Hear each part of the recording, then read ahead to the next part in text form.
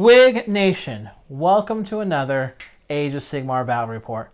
I'm your host, James the Fluffmeister, and with me today is... Jake the Rocket Scientist. That's right. We have got an awesome report for you today. Today we got the Slaves to Darkness versus... my neon-colored change host. Yep, Tzeentch. Should be fun. I think we've played this a couple times in the past. It's been quite a while. I actually haven't played my change host since the new book came out. Okay. So I missed out on all the fun of change host is the most broken thing in the world. So I'm definitely really excited to put my Tzeentch demons back on the table. Yep, should be fun, and we'll go over lists next. And we're back with a Tzeentch list. Jake, what do you got for us today? So today I'll be running 1980 points of Disciples of Tzeentch. This will be in a change host battalion because, let's just face it. Well, I don't know why you wouldn't take it. So today I'll be running, obviously, a Lord of Change as my general. He has Will the Phantom Lord, Brand of the Split Demon, and his big spell is going to be Tzeentch's Firestorm because I like the randomness and go big or go home. All right, I like it. Bet heavy to win heavy. Yeah. So today you'll end up seeing, I will end up actually using my Kairos model as opposed to my actual Lord of Change, just because he fits currently, like paint-wise, he's a lot cooler. I hope to hear the criticism over that. And once again, it's probably one of my favorite models I've actually ever painted. Yeah, look good.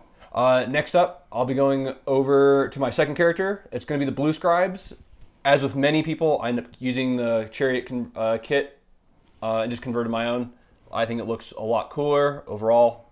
Not fine cast? Yeah, not fine cast. And he's running Bolt of Tzeentch. For my third character, I'll be running the Changeling. I use the old one. I own the new one for my Mortal army. I really just actually love the old metal one. And he actually has Treason of Tzeentch in case I decide to do some teleporting action in the backfield. Mm-hmm. And to round out my characters, I've got a Changecaster. He has the Aura of Mutability, the Staff of Change, never was a big fan of the dagger, and then he's got Unchecked Mutation. Okay, sweet. And that's the Aura of Mutability is the one that gives you +1 to wound? Yep. Awesome. Next up, I'm going to be going into my battle line. I'll be running 3 of those. I'll be running 3 units of 10 Pink Horrors. That's the full command and everything. Because there's no reason not to. Horrors are still absolutely amazing. Still probably one of the better units, battle line units in the game. What do you think about their points at 220? Is that about right? Or do you think they need to go up more? It feels right. Okay. The issue I have now is the range for everything is so much faster in the game. It used to be you could just teleport in and still be safe distance and zap them. Now everything can move quite a bit faster, and unless you're running a special host, which gives you better rend, it feels sort of, I don't know.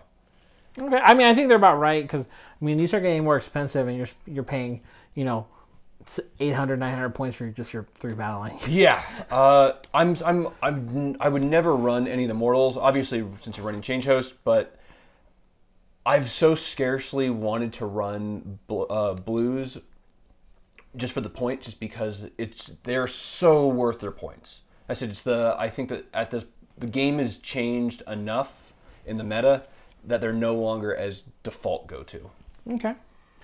Then I will be running, however, 10 Brimstones, mostly for change host purposes, just to have the extra mandatory unit. Yep. But they count for me as a way to bubble wrap a character, especially versus some big nasty, because the army still has very little combat prowess. So need to defend anything as much as possible. Or even with your teleport ability, it's 10 bodies on an objective. That's what it turns out to be. For the other selection, I've got 2 Exalted Flamers of Tzeentch, each separate unit overall. They're still just so good overall, even compared to regular Flamers. The little bit of rend goes so far in this game. Yep, and I think we're taking those today because you're not playing the typical Eternal Conflagration. Yeah, that's correct. I'm running Host Duplicitous. The ability to tar pit really works really well, especially if you're able to throw 10 pinks into Archaon or something big, and just be like, no, I'm more than willing to sacrifice 220 points just indefinitely for the rest of the game to tie him up for 2 rounds. Yeah, and that ability to keep you from retreating, I think is pretty freaking huge. It's really big, especially since I'm used to playing a lot of really combat-centric armies, and so it gives me a really needed reason to just scoot away if necessary. Then to round everything out, I'll be running 2 endless spells today. Geminids, because Geminids is probably I think of the generic endless spells, I think it is the best endless spell in the game. For sure. It's really cool, painted up.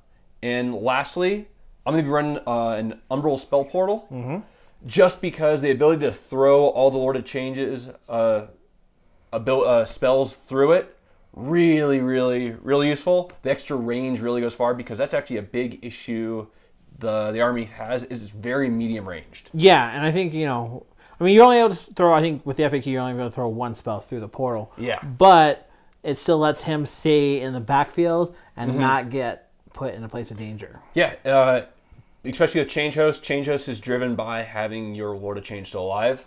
So if he goes down, then I basically paid what, 180-ish points for nothing. Yeah. So pretty simple list.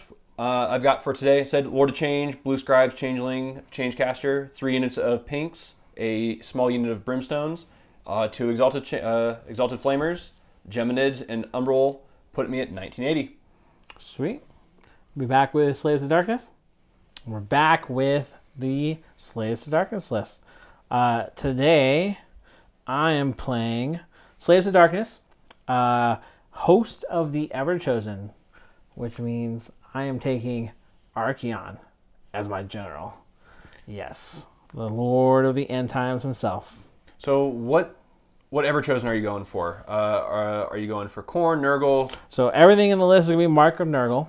Okay. Of course, so for his spell, he's got Mask of Darkness, which is the teleport spell.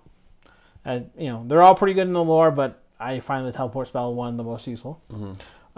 Next up, I have a Chaos Lord with the Daemonbound Steel and the, not the Warflail. He's got the Spear. Is that the one on Karkajak or a mount, or is that No, it's just the one on foot. Okay. With the Mark of Nurgle, and he's got no items. He's basically there to make Archaon pile in and attack twice. Yep. I've learned that more times than I want to admit. Yep. And then the final character is the Chaos Sorcerer Lord with his spell. He's got Mark of Nurgle, of course. He's got the Mask of Darkness, and my army is from the realm of metal. Okay. So he's going to be taking the Plate of Perfection, which lets him ignore Rend 1. Oh, sweet. Okay. Give him a little protection. He's just a spellcaster there for his thing. Demonic Powers, his spell that he likes to give rerolls to something. So that's why he's in the army. For my battle line, I have a unit of 3 Varanguard, which become battle line because Archaon is a general. Giving them the Ensorcelled Weapons, Mark and Nurgle. I did take the 6th circle as my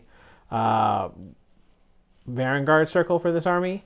That's the one that lets that gives the Varanguard double damage, or not double damage, 1 additional damage on the charge. Yep. So that gives their Ensorcelled Weapons damage 2 with 18 attacks. Those guys, and then they can technically pile up to 3 times. Yeah. No, I'm just not a fan. They could pile up to 3 times and then attack you before they die. Okay. So that's a lot of good attack. thing all my Tzeentch demons are, wet paper to begin with. That's a lot of output for them. Next up, I just have some fillers. 2 units of 5 Chaos Warriors. They have of course, they have the command group with Greatblades, Mark and Nurgle. They're pretty much just bodies. Are they backfield objective tax holders? Yeah, they're just tax holders. I needed them for the formation, which I'm mentioning later, which I needed the units, and they're just basically for that. Okay. Something cheap, some cheap bodies. And then, of course, I have 20 Chaos Marauders with full command, axes and shields, Mark and Nurgle. This army really suffers from lack of bodies They give me something to put on an objective. Yeah. So, and Marauders aren't too bad, even with the point changes. Yeah, they're still probably for the Slaves army. I still think the default. Yeah, they're the best bang for the buck. They're the most efficient. Yeah. Not broken, efficient choice. Yep. And then to top it all off, I have a Chaos Warshrine with the Mark of Nurgle. This will be hopefully buffing Archaon, giving him the +1 to a save, rerolling wounds for his sword, his Slayer of Kings, and then the entire army is in the Plague Touched Warband. Plague Touch Warband is the one that gives in combat 6s bounce back to me, right? 6s, yeah, 6s you roll to wound, do a mortal wound back at you. Okay.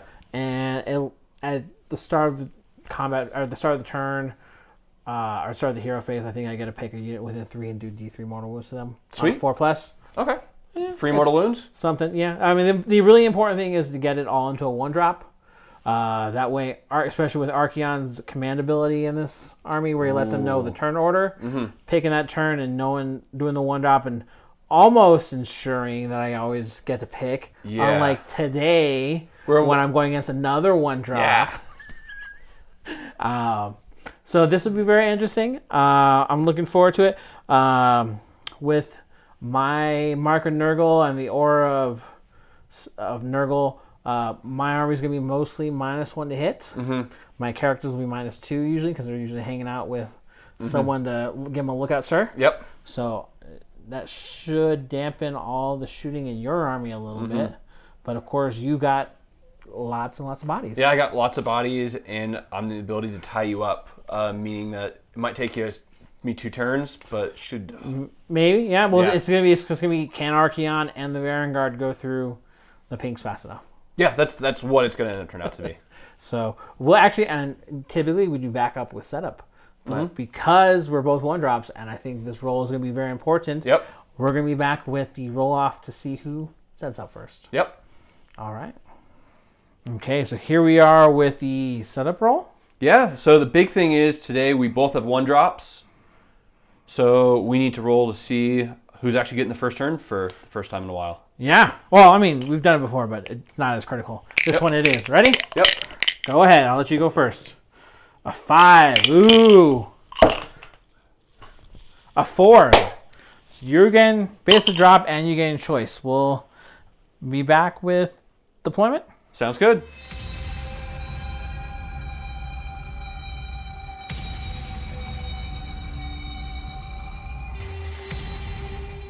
Okay. So here we are deployed. We are playing Battle for the Pass. You got it. All right, long ways deployment. Of course, we're both 1-drops, but Jake got the first one, the roll off, so he set up his entire army first, which lets him have choice of who's going to go first. Jake, who's going to be going first? So Archaon is always great with you being able to know, basically predict. You're better. I like how you're better at being able to predict the future than Tzeentch is. Oh, I got a Tzeentch head on my. Yeah, but my Lord of Change is 2 heads. Oh, okay. 2. I guess 2 heads. I got 3 heads. All right, I guess 3 heads are better than 2. Okay. The big issue, as I've said before, is Tzeentch has a lot of issues with being double turned. I do have a bit of a 24-inch gap between this right now, and even though I'm pressed to the border, that's still a pretty good charge, and I'm able to double to keep you in combat. So, for the sake of this, I'm going to give you the first turn.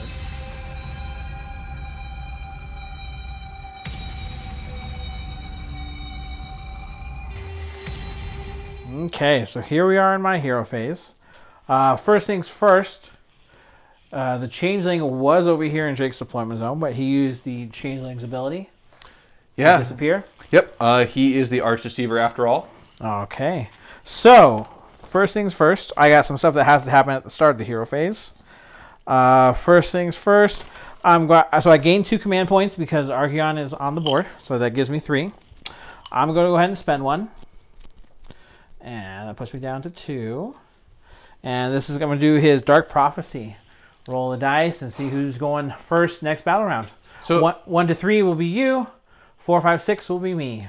So I absolutely love how, at the end of the day, you are better at knowing, reading the strands of fate and determining this than I am. So I'm going to turn around for this so audience can see. Well, no, sure. We'll do that way. All right. Okay.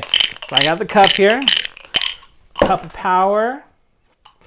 Okay, and I'll put that over here in the corner. All right.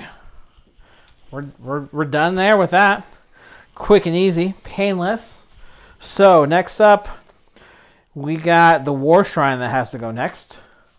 This will be on a 3+. I'm going to pick Archaon, of course, for the favor of Nurgle. Here we go. 5. Sweet. So that'll give Archaon +1 to save, and he re-roll all wounds. So that means he has a 2-up save now? 2-up save, yep. All right. And then that's it for everything that happens at the start of the hero phase. The rest of the hero phase. Let's go ahead and cast the demonic power from the Chaos Sorcerer. Where's your Sorcerer located? He is all the way back here. I think he should be out of range. I'd say he's probably going to be out of range then. For dispel. Well, you know what? Can Pinks dispel? You know what? I usually have the other ones do it, but let me quickly check out. Magic. This unit is a wizard while it has 9 or more pink horrors. You can attempt to cast one spell and... Does it say they can dispel anything? And attempt to unbind one spell in the enemy hero phase. Okay, so yeah. Unfortunately, though, they are just out. Foiled. Okay. So what are you going to try sneaking through? All right, so I'm going to try to do demonic power. Cast on a 6. This will give someone all the rerolls. It's amazing how that someone is usually Archaon. Yes. All right. 6. It goes just barely. Minimum effort here, but it goes. We'll give him demonic power. That's all the reroll. Reroll to hit and reroll to wound. Next up, I have Archaon's. See, I got his command ability. We're going to do.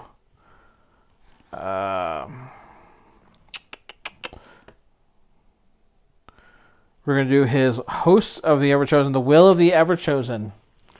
We're going to do that on... So what is this now? We're going to do this on the blue scribes right here. All right. So what this lets me do is lets my whole army reroll hits and wound rolls of 1 against that unit. Is that for this turn? Until my next hero phase. Sounds good. And then I have the last spell. Well,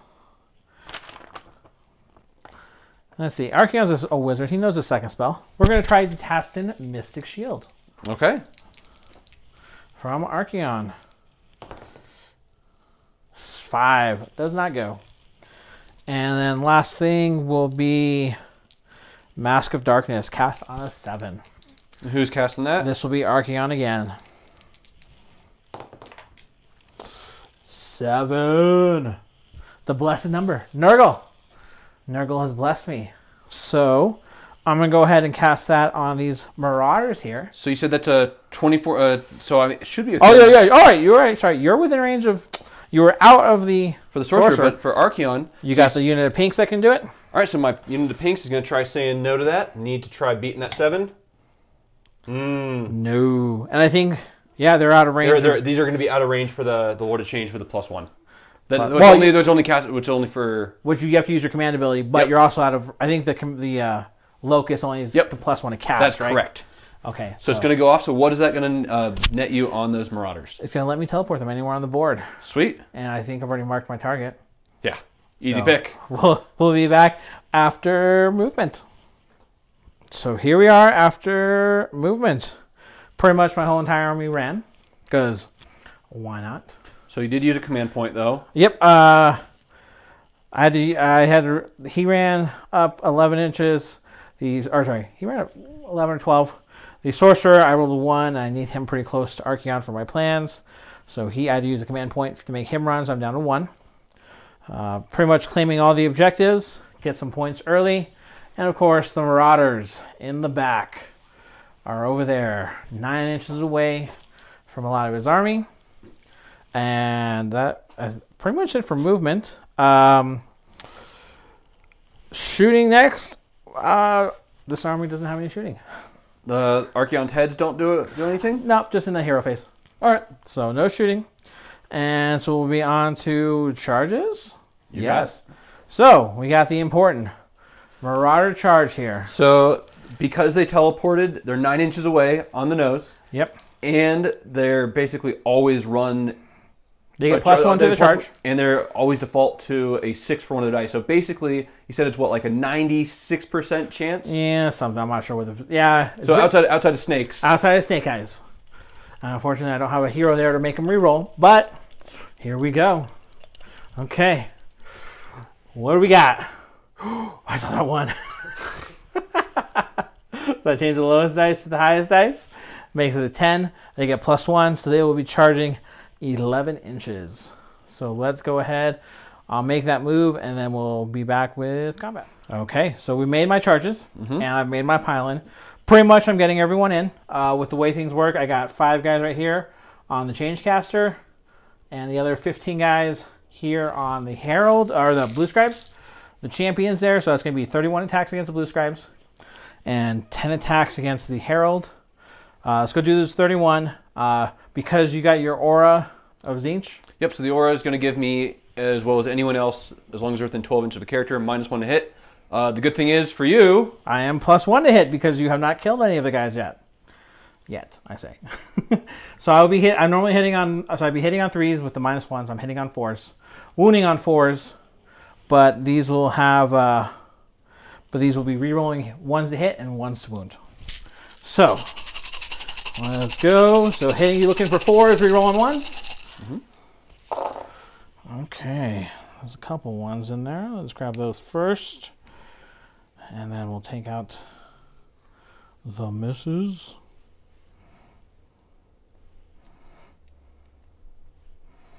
Okay. Okay. And then, so those all hit. Let's do the re-rolls. Couple more hits, nice. And then we are looking for to wound you. These do have, I think these also have rend 1. Yes, I get +1 hit and +1 rend. What? When I have 20 or more models. Oh, I thought the rend is only for the giant flails. Nope. Okay, so these will be wounding you on 3s, or wounding you on 4s, re-rolling 1s. Let's do the re-rolls. That was a 1, 1, 1. These are misses. Okay, decent number of wounds there. Laner. Come on, laners. Okay, so 2, 4, 6, 8, 10, 12. 13 wounds at rend 1 on your... My blues? Your blues, scribes. Oh, man. 13. Blue scribes, for those that aren't aware, only 5 wounds with a 5-up save. All right. So I was thinking, if you had like 7, 8 wounds, use some Destiny I would dice. just use my pile of Destiny dice. But 13 with 6s. No. Yeah, so I'm just gonna roll it. Yeah, I've got to roll it. We'll see. We'll see. We'll see how mincemeat the blue scribes is. What the fates have to say. So that's gonna be 8, 10, 12, and so 13. 13.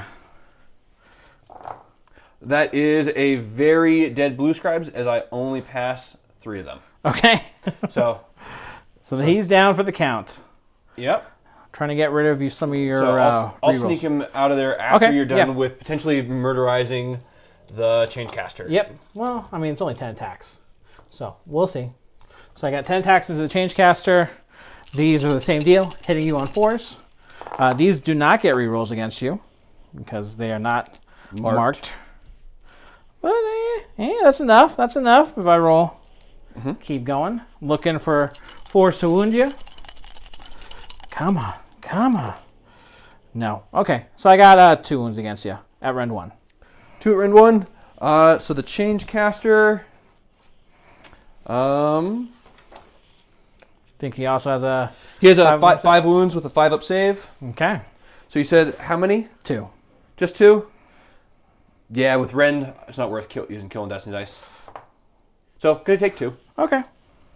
So, I've got my wound markers over here. Although maybe your Changecaster will kill himself. No, he's just having attacks. Nope. Coming back at me. All right, and then you got to make your pile in and attacks? Yeah, so I've got that over there. Obviously, I can start pushing in those Brimstones, which would help lock you in combat as well, which makes the Lord of Change easy to sneak away. Mm-hmm. The big question, though, is do I push those pinks in for a round of combat and then potentially just teleport them away? Mm-hmm. So that's actually what I'm going to be doing, is I'm going to be moving the Brimstones in as well as trying to pile in as much of those pinks as well. Okay. So we'll be back after I get to do that pushing. Yeah, we'll do all your pilings. All right, so I moved my pinks in first, and then depending upon how this combat goes, then I'll move in the Brimstones. It does matter because for casualty removal, for how many Brimstones I might be able to get in potentially after. Yep. So, as we all know, Tzeentch is known for its super swinginess. So, I've got 6 attacks hitting on 5s and 4s. So, just sneaking 1 in. And nothing. So, pretty much knew that was going to happen. Okay. Next up, we'll be back in just a moment as I try moving those Brimstones in. All right, so after the flub from the pinks, the Brimstones are going in. They have 2 attacks each. I'm only able to get a total of 5 of them in. So I've got 6, 7, 8, 9, and 10 right here, hitting on 5s and 4s. So just the 1, because as we all know, they're notorious. I think horrors are my avatar for who I am for this game. However, 1 will somehow scorch through you. All right. The Marauders have a 6-up save, but because they got shields, they are saving on a 5. No! I did not get my 6 shield off on them. So that will kill 1.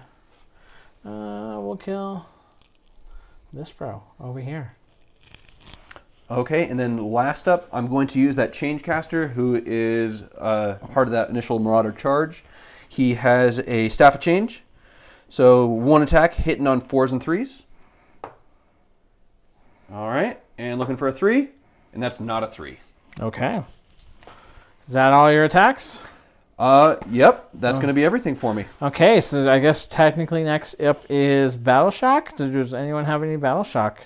I did a mighty 1 casualty to you while you killed my character. Yep. Well, because Archaon is my general and on the board, I take no Battle Shocks.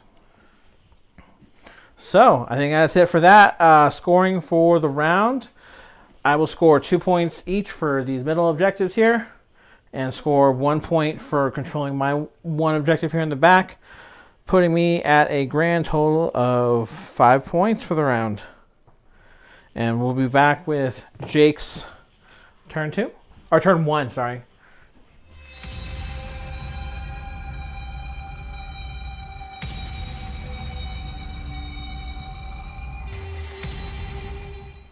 All right, so at the beginning of my hero phase, I have to do 2 activations. The first one is the unit of pinks, which snuck in to that combat and failed utterly. They end up teleporting to the far corner. It's amazing how they're in a circular formation, almost like they're going to snag and do whatever they can to guard the Lord of Change. So I'm also going to be using the Lord of Change's command ability. So the one I gained for the turn is going to use the Beacon of Sorcery. Yep. For those that don't follow or don't play this army against much, if you do so, pick 1 friendly unit with this command ability. Until your next hero phase, you can add 1 to the casting and unbinding rolls for Tzeentch demon models while they're within 18 inches of that model. Yep. So that's going to be a nice little buffer, primarily for him and the Changecaster right next to him. Mm-hmm. Unfortunately, because of how I had to circle, the pinks aren't going to be getting that bonus. Okay. They're not wholly within 18? They should be. Oh, did I measure off? Yeah. Oh, all right. So it looks like I've got that fully underway. I think the only one that's not in here is this back unit of pinks. Okay. I'm more than fine with that.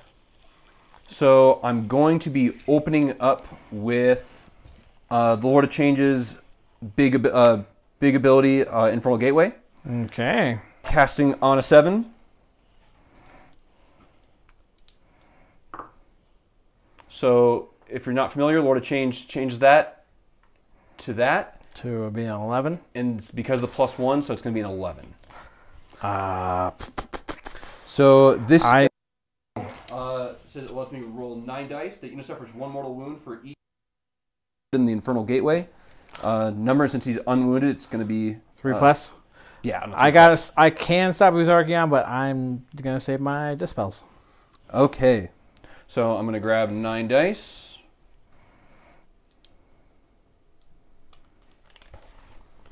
And looking for gateways on a 3.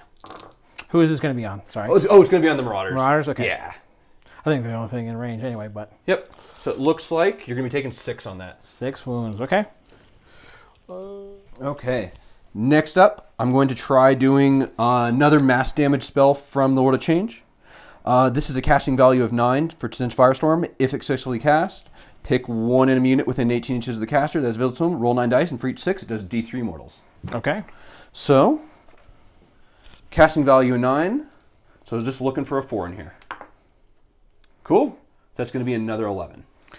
I'm going to have to let that one go. All right.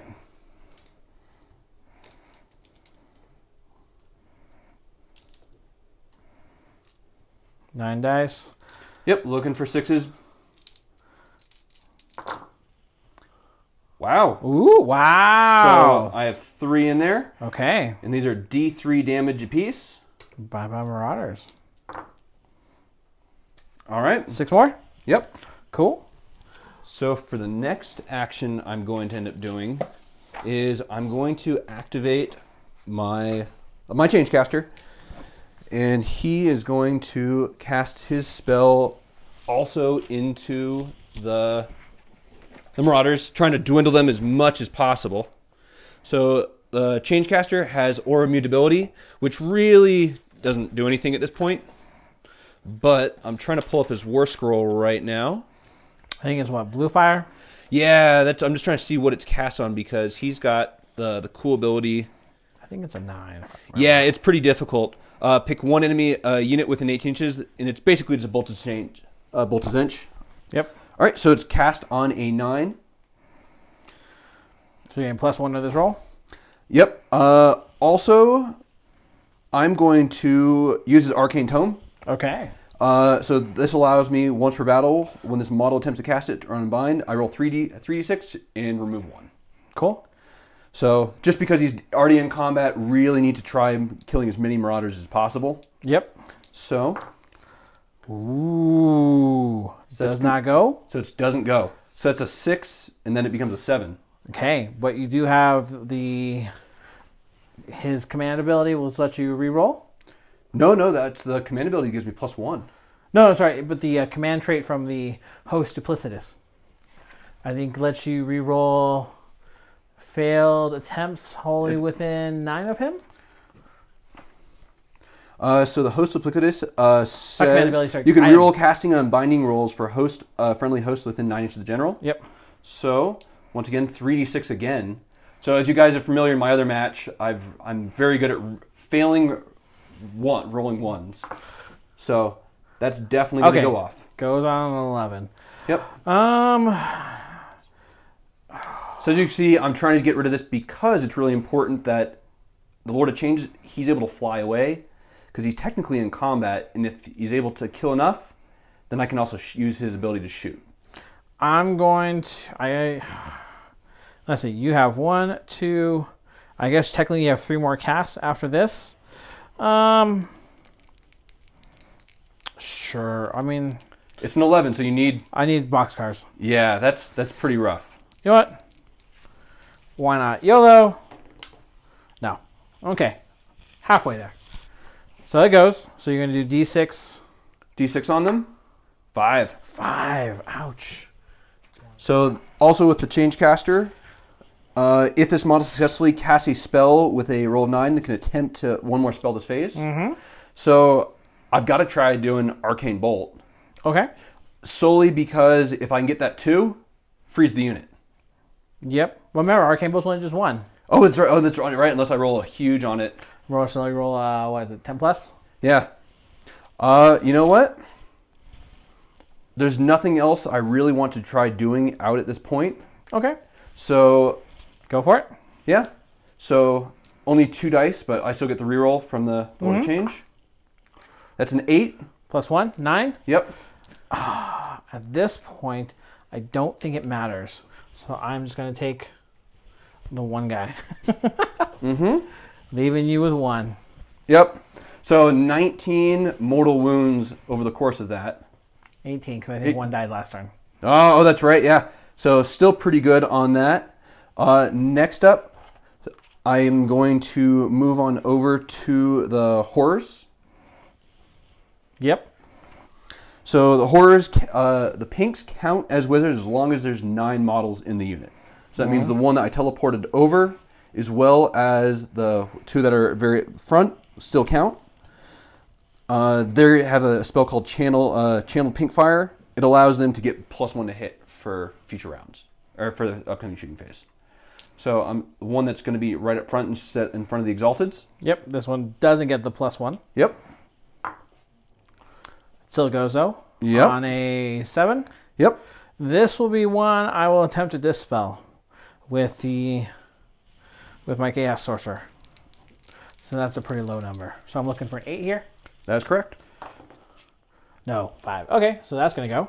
So I'll put the marker down for them in just a moment. Okay. The unit of pinks that are up front, they're basically staring down Archaon. They are very much having it go off. 7. That's going to be an 8. On an 8. You know what? I'll use his last dispel for that. Looking for 9. No. Okay. And then finally, the pinks, which are now bubble wrapping that corner. Very much so. Very much so. So they're all getting +1 to hit. We'll mark those guys up. And with that, I'll be back in just a moment. Okay, guys and gals, I had a really eventful movement phase.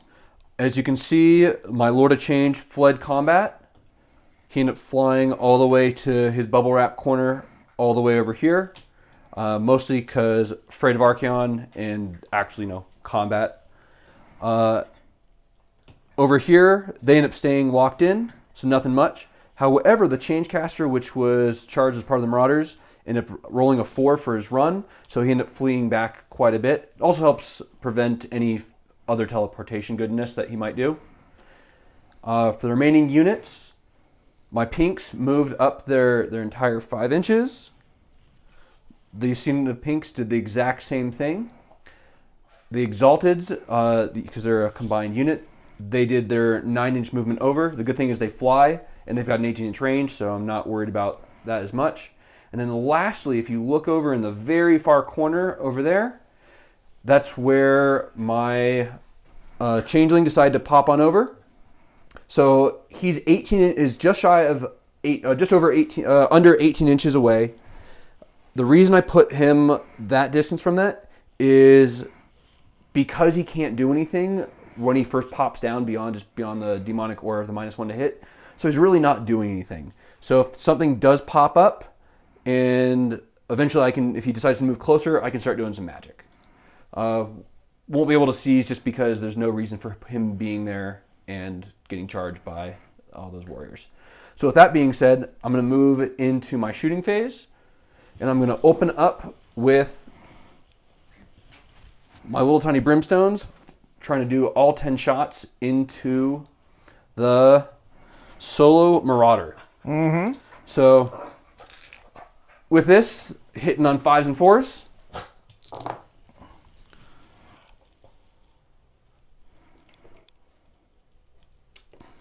Looking for a 4. All right, so there's going to be 2 armor saves that you need to make. All right, so I'm looking for 5-ups here. I make none. He is gone. So, however, it's 160 points. Easy able to do that. Made me act super defensive, and you killed a 120-point-ish character. So they did exactly what they were hoping for. Also meant, like the Lord of Change, because he had to flee combat, he couldn't end up doing his shooting attacks, which is pretty good. So next up, I'm going to move all the way over here and try doing as many attacks as possible into this unit of 5 warriors. Next up, only 5 of my 10 are within range. Literally just a matter of, you know, an inch, but that's all that matters. They're going to be firing their shots into this unit of 5 Chaos Warriors. Because their spell went off earlier, they have +1 to hit. So instead of their 5s and 4s, it's 4s and 4s. Yep. Because you don't have any negative bonuses, right? Currently? I am 1 guy short of being... My bad, I didn't measure correctly. Or else I would have been in range. I'm 19 inches away from Archaon. All right. So there's that. And... Wow. All right, so you're going to make 4 armor saves. Because I'm not running Eternal Conflagration, it's just going to be a regular armor save. Okay. So they have a 4-up save here. Let's just do it. Bump, bump, bump. Make them all. I want your Chaos armor, man. All right. So next up, I have the 2, which are right next to them. So the 2 Exalteds. These are hitting on 4s and 3s. Yep, and they can shoot me because that is a forest in front of them, but because they fly, they can't see the warriors. Yep.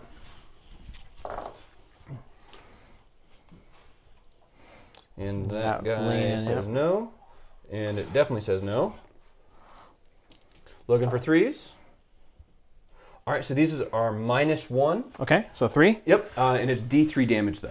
Okay, so I'm looking here for 5-ups. Can I do it again? No. Okay, so 3d3. 2, 3, 4, 5. Yep. 2 guys dead. Yep. Let's take 1, 2, and we will put a wound on one of them. Okay. So I'm used to playing where you get the +1 to your rend. It really does show. Especially if you're running horror spam or flamer spam. So still trying to figure that out, how much I enjoy it. Next up, we've got this unit of pinks. They're going to be going actually into the Varanguard. Just because don't have enough to focus fire on Archaon to try taking him down or do anything to even bracket him. So I'm going to be trying to shoot as many shots as possible into the Varanguard, try lowering their damage output, hopefully killing 1. Is what the intent is. So you're -1 to hit because they are within range of Archaon's. Yep, and they got their +1, so it cancels all out. Yep. So it's 5s and 4s. 5s and 4s, okay. So since it was pretty bad, I'm just going to grab the ones that actually worked. Yeah. Ooh, that's not good. Yeah, I said that's not the best. 2 are sneaking through. 2? Whatever. Okay. No rend? No rend. So I'm looking for 3s? 3-ups. Make them both. All right, with that being said, everyone who has had the opportunity to fire has fired. At this point, are you trying to figure out if I'm going to make a charge, man? No, actually, I forgot that I have my protection from the gods from the Warshrine. Oh, is that a 6-up Feel No Pain? 6-up Feel No Pain. It's been a while since I played this army. So let me do this for those Chaos Warriors. So this will be for these Chaos Warriors back here. They were wholly within 18 of the shrine. Sweet. So they get 6-up, ignore wounds. I ignore 1. Okay, so that'll be just 2 still die. But 1, that marker state removes. Yep. At this point, no reason whatsoever for me to try making any charges. Sure, come on. I don't know, man. Come on. You've seen how good my shooting has been. I think I thought pinks were some of the most fierce warriors in all of the 9 realms. No, you're the Archaon is your avatar. I said Brimstone is mine. So with that is going to be my turn. So for scoring purposes, yep, I just get my own backfield 1 at this point. Just the 1. Okay. Not worth trying to charge in for anything on that. Okay. So, Battle Shock, I didn't have any. You don't have any. Mm-hmm. So we're just going to see who's going to... Normally we roll the priority roll, but because Archaon's on the table, the audience would have already seen who's going next. But we will reveal it right here. Oops, moving to objectives. I rolled a 6. All right, so it's your turn. My turn next.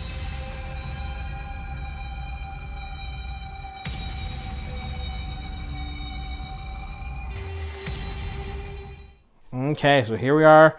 Turn 2, my hero phase. All the buffs come off of Archaon, but we're going to try to put them back on. So I got a couple things that happen at the start of the hero phase. First things first, let's go ahead and use Archaon's Dark Prophecy. So I gained 2 command points. I'll go ahead and use 1. So I have 2 command points left over. So let's go ahead and roll my dice. Jake, if you will turn around, please, sir. And we'll show the audience who's going next, or who's going first in the next battle round. We'll put that over to the side. That's it for there. Other stuff that happens at the start of the hero phase will be the Warshrine. Going to try to do Favor of Nurgle on Archaon. So is that what you cast last time? Yep, so 3+. All right. We'll give him +1 save and reroll wounds. Yes. Oh. So that gives him that. Next up, stuff that happens in the hero phase will be the heads. The 3-headed Titan. I can't heal. There's no endless spells to eat. So I will just be shooting with his head into these pinks here. Okay. So it's been a long time since it's happened. What does the shooty head do? So I pick a unit within 12, roll a d6. On a 3+, you take d3 mortal wounds. Cool. I like it. So does it go off? No, it doesn't. Usually doesn't. So that's it. Oh, no. And then I did the Dark Prophecy, did that. So that's everything at the start of the hero phase. The rest of the stuff that happens in the hero phase, we're going to give him Ocular Visions from the Chaos Sorcerer, which just happens. So that gives him reroll all saves. I also have Demonic Power, which we're going to cast from the Chaos Sorcerer. This casts on a 6. Ooh, 11. Dang. All right. Gonna try stopping that? I mean, I've got so many dispels for the army. Where's you gonna dispel from? So I'm gonna try casting it from this unit of pinks over here. Okay. So looking for boxcars? Looking for boxes. That's almost a boxcar. Nope. Yep. Got a flat tire. All right. So Demonic Power, actually. Yeah, we'll give that to Mr. Archaon. So he is now the actual combat legend everyone knows him as. Yep. Next up, so that'll give you 1 more fate point. So I believe that puts you at 10. That puts me at a beautiful 10, which means I can actually start summoning stuff come my turn. Yep. And next up, we will do Mystic Shield from Archaon with an 8. Okay. Let's see. I'm going to quickly measure that. I think you should have most of your wizards in range of him, except for maybe the Lord of Change. Yeah, that's why I wasn't sure. Let's see. So 30? Actually, from who's casting it? The Archaon. Yeah, I can do it. So from the Lord, is he it? Let's see. Yeah. I gotcha. Oh yeah, yep. Just in. Okay, so Lord of Change is going to try to say no. Okay, so that was 30. All right, I rolled an 8. And I rolled an 11 because I get the +1. So that says no. Okay, and then so that's him. And it doesn't actually really come into much play here. But now you can cast that spell. Yeah, my Lord of Change Spell Thief ability says he now knows a universal known spell. And then I'm going to cast Mask of Darkness. Yeah, cast Mask of Darkness from the Chaos, from Archaon. Because the other one was Demonic Power from the Sorcerer. So this will be from Archaon again. It goes on a 9. I'm going to try doing the exact same thing. What happens if this goes off? That's a teleport spell. I'm going to use Destiny Dice on this. Okay. Solely because I really want the 2 teleports for my army. So 2 teleports. Because I have the change host ability to send something. Oh, and then you're going to try and then I try doing that. But just so you know, I think it only works on Slaves of Darkness. Does it? Can you actually check that? Yes. Because that would be a major bummer for me. Yes. So, Mask of Darkness. Pick 1 friendly mortal Slaves of Darkness. Oh. All right, then I'm just going to try doing a normal Dispel. Normal Dispel. So you said what I need to be. So you got a 9? Yes. So? Yep, stop it. I stop it because... That goes to a 10, plus 1, 11. Okay. Easy. Which also means I did learn it, though. Yes. You can teleport me around if you want. Oh, it says friendly. Yeah, to say friendly. Otherwise, I would teleport you away and off objectives. I got other stuff to do. I got Will of the Everchosen. Gives my army re-rolls. Can I try dispelling that? I'm on a roll, man. No, it's just I just pick it. Just make it happen. I'm going to give re-rolls against this unit of pinks right here. Makes sense. And then I think I want to say that's everything for my hero phase. Yep. We'll be back with my movement phase. Okay, so movement phase. The Chaos Warriors here move back. Those Chaos Warriors there fell back as well. They only rolled a 1 for the run. Yep, I was trying to get back onto my objective, but that's fine. That's fine.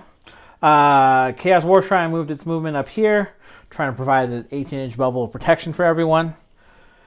Chaos Sorcerer ran up. Chaos Lord did not run up because he's hoping to get a charge in. Varanguard and Archaon moved 3 inches away from their targets there. So, first things first, we're going to make a charge phase. We're going to charge the Varanguard. Okay. Should be an easy 3-inch charge. 3-inch charge, yep. Looking for a big here, though, so I can get them. My plan is to get them around. And just sneak in. And cap that objective.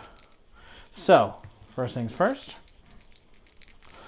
Let's look for big money. 9. Which that's enough to sneak in. Should be and perfect. Claim, just clip that part of the objective. Yep, so I'll go ahead and move that charge.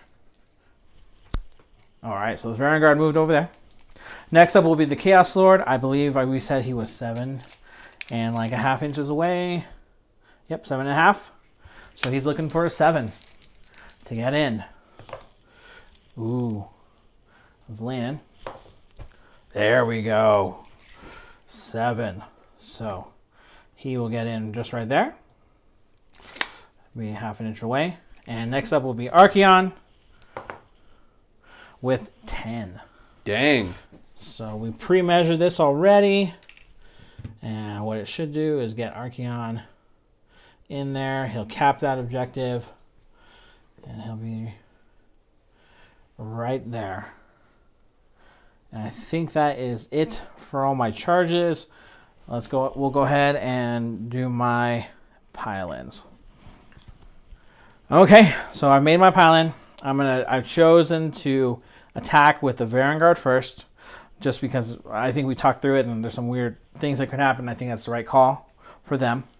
So they're going to attack there first. I got all 3 within range. So I'm hitting him. I get +1 to hit because Archaon is on the board from the Varanguard. So they'll be hitting you on 2s, re-rolling 1s. Yep, and you've marked my unit as well. Yep, so the Will of the Everchosen, so I'm re-rolling 1s to hit and 1s to wound against them. So this is from 18 attacks from their Ensorcelled Weapons. I'm hitting you on 2s, re-rolling those 1s. That missed. Moving the objective. Okay, so just be 1 that misses. And then I am wounding you on 3s, re-rolling 1s. Okay, any 1s? I got 1, 1, 1, 2. Okay, so that should be 16 at Ren 1, so that should negate your save. Yeah, unfortunately, horrors are now 6+ saves, so they're all sneaking through. Okay, so that's 16, and then it multiplies. Isn't it 2 damage on the turn they charge? So that's 32 damage. So you got, I basically make 10 at a time to negate the damage? Yeah.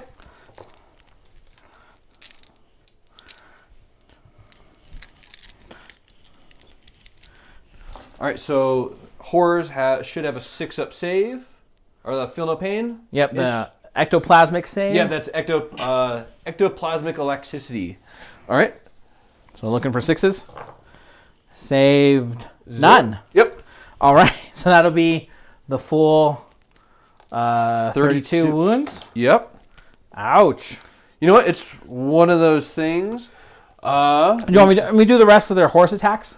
Yeah, do you want to do that? Just because we got to do that before they split. Because you apply all the wounds at the end after I've made all my hits and all my wounds. Then you allocate wounds. So there is also the chance, for those that aren't familiar, I do have the chance to have my horrors just explode.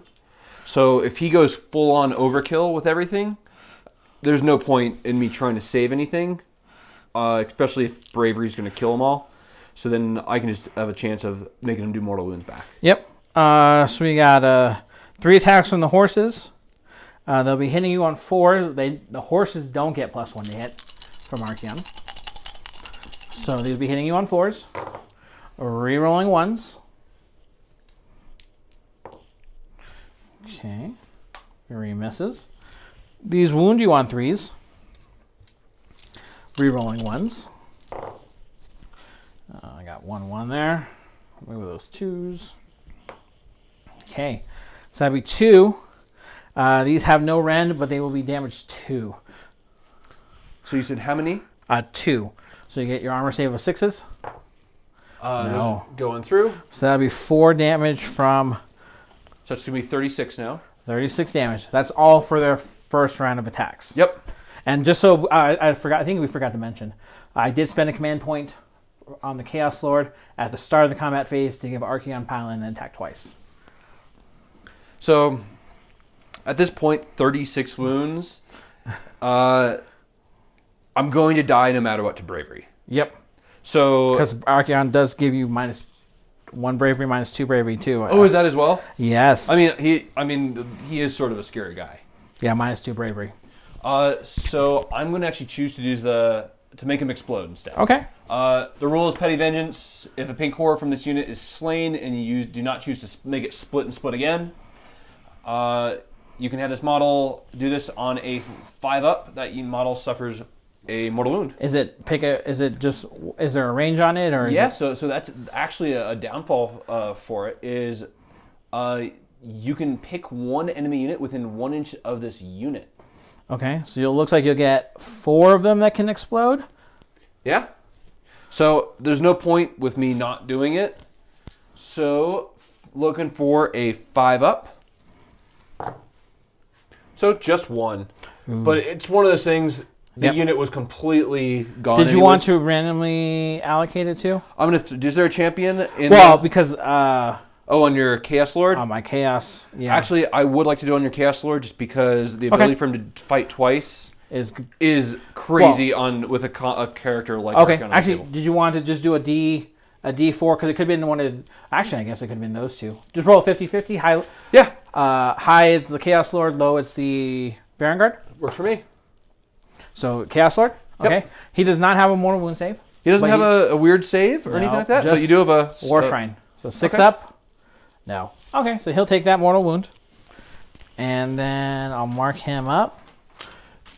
And what do we got? So that'll be those guys. And then I guess the other guy is... So that'll be those 4 exploding. And then I guess technically they didn't explode, so you could split with them? I could, but there's no point. Because I guess that's going to be what? So they'll split, so that'll be... so that'll be 10 wounds there. And then an additional, we said 36. Mm-hmm. So between those split, so those 6 will turn into 10 into 12. So to 12 blues. Okay. And then those blues, when they die, they turn just into a regular 1. Okay, so that'd be 12 plus 12. That's 24 plus a 6. Yeah, so that is technically the unit. Yeah, so that's why there's no reason. Okay. So once again, pinks, they're pretty durable for a lot of stuff, but they can't handle a combat beastie like this. We've learned in the past from Idneth Eels are just chew through them. Kurnoth Hunters, any really combat-focused unit will destroy them with relative ease. Yep. So we'll go ahead and remove those. And then technically it's your activation? Yeah, so I'm going to scoot all these dead horrors away. And technically, I am within 3 inches of my other unit of horrors to push into Archaon to pin him right there. As you can tell, they're absolutely thrilled. Okay. So I'm going to push in on that, and we'll be back in just a moment. Cool. All right, because it's my turn to smack back, because James positioned him perfectly, I was within 3 inches, so it's my turn to smack back with 2 attacks plus the champion from the horrors. So looking for 4s, because the +1 from their spell actually goes off for everything. And he makes you reroll 6s in or 6s to hit him, but nothing there. And so it's going to be 1 wound, no rend, but you've got a 2-up rerollable. Yep. Ooh! Are they going to injure the Mr. Everchosen? No. Of course they weren't. But now it's their turn to do it just happen via the Vanguard, and they're going to get severely chomped. Yep, so I'm going to activate with Archaon. He's got basically double activation here. So let's go and do his Slayer of Kings. He's hitting you on 2s. Of course, I got demonic power, so he's rerolling everything. Yep. So hitting you on 2s because you don't have any heroes nearby. Nope. Okay. He's wounding you on 3s, rerolling everything. Ooh, that's... Okay. And this is Mark and Nurgle. Actually, we forgot. It didn't matter with the Varanguard, but... so that is Rend 2. That'll be 9 damage there. All right. So you get 9 ectoplasmic saves. Yep, because there's going to be very little reason for me to not want to explode. His monstrous claws hitting you on 2s. All hit. Wounding you on 3s. Re-rolling. Wound run 2, so you can negate your armor. D6 damage apiece. 7 right there. 7. And I got Lashing Tails, 2d6 attacks. That'll be 4. Hitting you on 4s, I believe.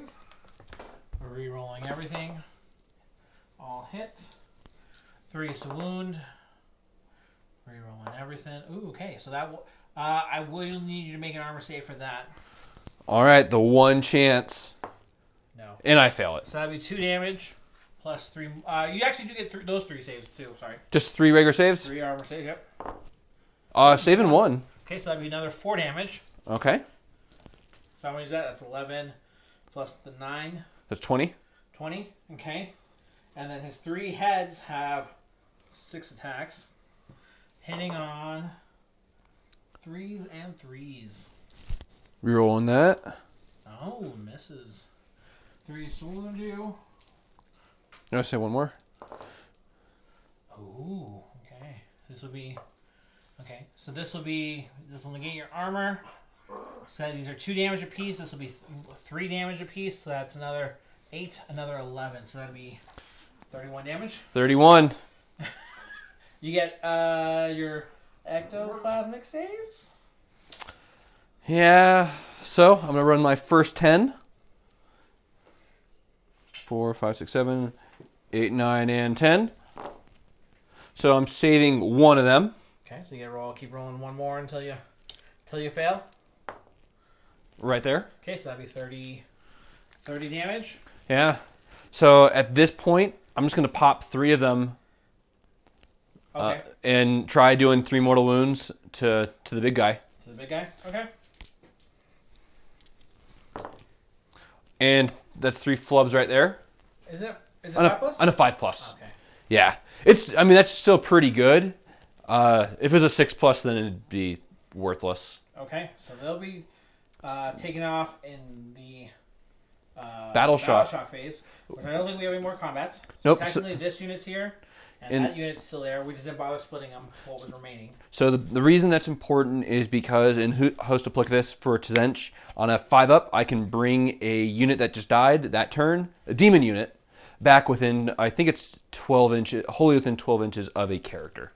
Yep. So you're gonna get. You have one command point. Are you going? I'm assuming you're gonna use it. Yes, I am. Okay. So let's go ahead. You're looking for a 5-up. Yep, looking for a 5-up, and so it doesn't matter because realistically they are the same unit. Yeah. Ooh. So I'm gonna end up doing that, moving it all the way over to the corner, where I have the changeling over there, which helps proctor that -1. So congratulations, James, for having your big baddies literally eat 20 pinks. So a total of 100 wounds were done collectively to wipe them out. And I think Tzeentch didn't care. Yep. So at that point, though, after Battle Shock and doing all that, do you want to? How many points do you end up scoring this round? So I will score. I believe I score all of them. I score 2 for the middle each. Yep. 1 for mine, and 4 for yours. Yep. So because you've got two clipping. Archaon and one Varanguard. Yep. And I've just got the single dude on there right now. So that's going to be 7 points, or is it more? No, sorry, 9. 9 points for me. So that puts it on 14 to 1. Mm-hmm. Well, you'll probably be scoring my back objective here in the next turn. Yep. That's the intent. Okay. So we'll be back with your hero phase, turn 2. Yep. Sounds good.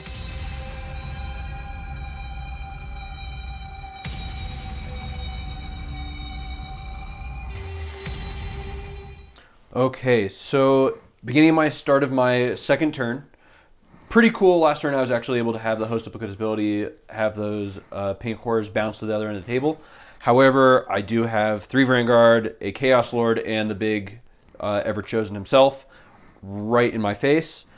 So beginning of the turn, I decided to actually teleport my little tiny Brimstones right in front. They're going to serve as a speed bump for a lot of this. Just because without the ability to fly for the Vanguard, it's going to save me a bit. Also going to end up moving these pinks up a little bit to help try dwindling down considerably. I am going to use the command point ability for the turn for the Lord of Change. Especially as I'm at 10 fate points, so I'm at the point where I can start summoning stuff that's actually going to be useful. So I'm going to open up with the Lord of Change. He is going to end up using, trying to summon a spell portal. So 70 points for a spell portal. It's only cast on a 5. Wow. The good thing is that Lord of Change can re-roll if necessary. Attempts? Yep. So I'm not going to use any change or any Destiny dice yet. So looking for a 5. So that's going to be that 1 turns into that, so it's an 11. Yep.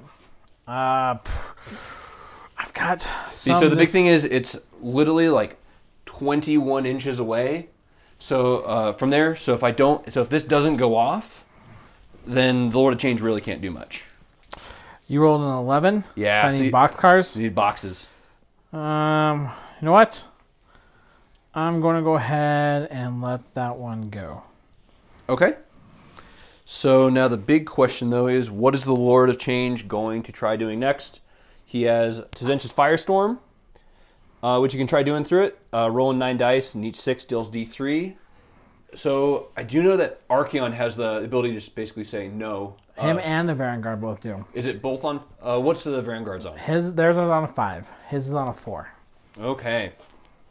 So I've got to try doing it. So the Lord of Change, he is going to try casting Infernal Gateway. Cast on a 7. Okay, do you want to set up your spell portal real quick? Yeah, let's do that. So the spell portal pops right here.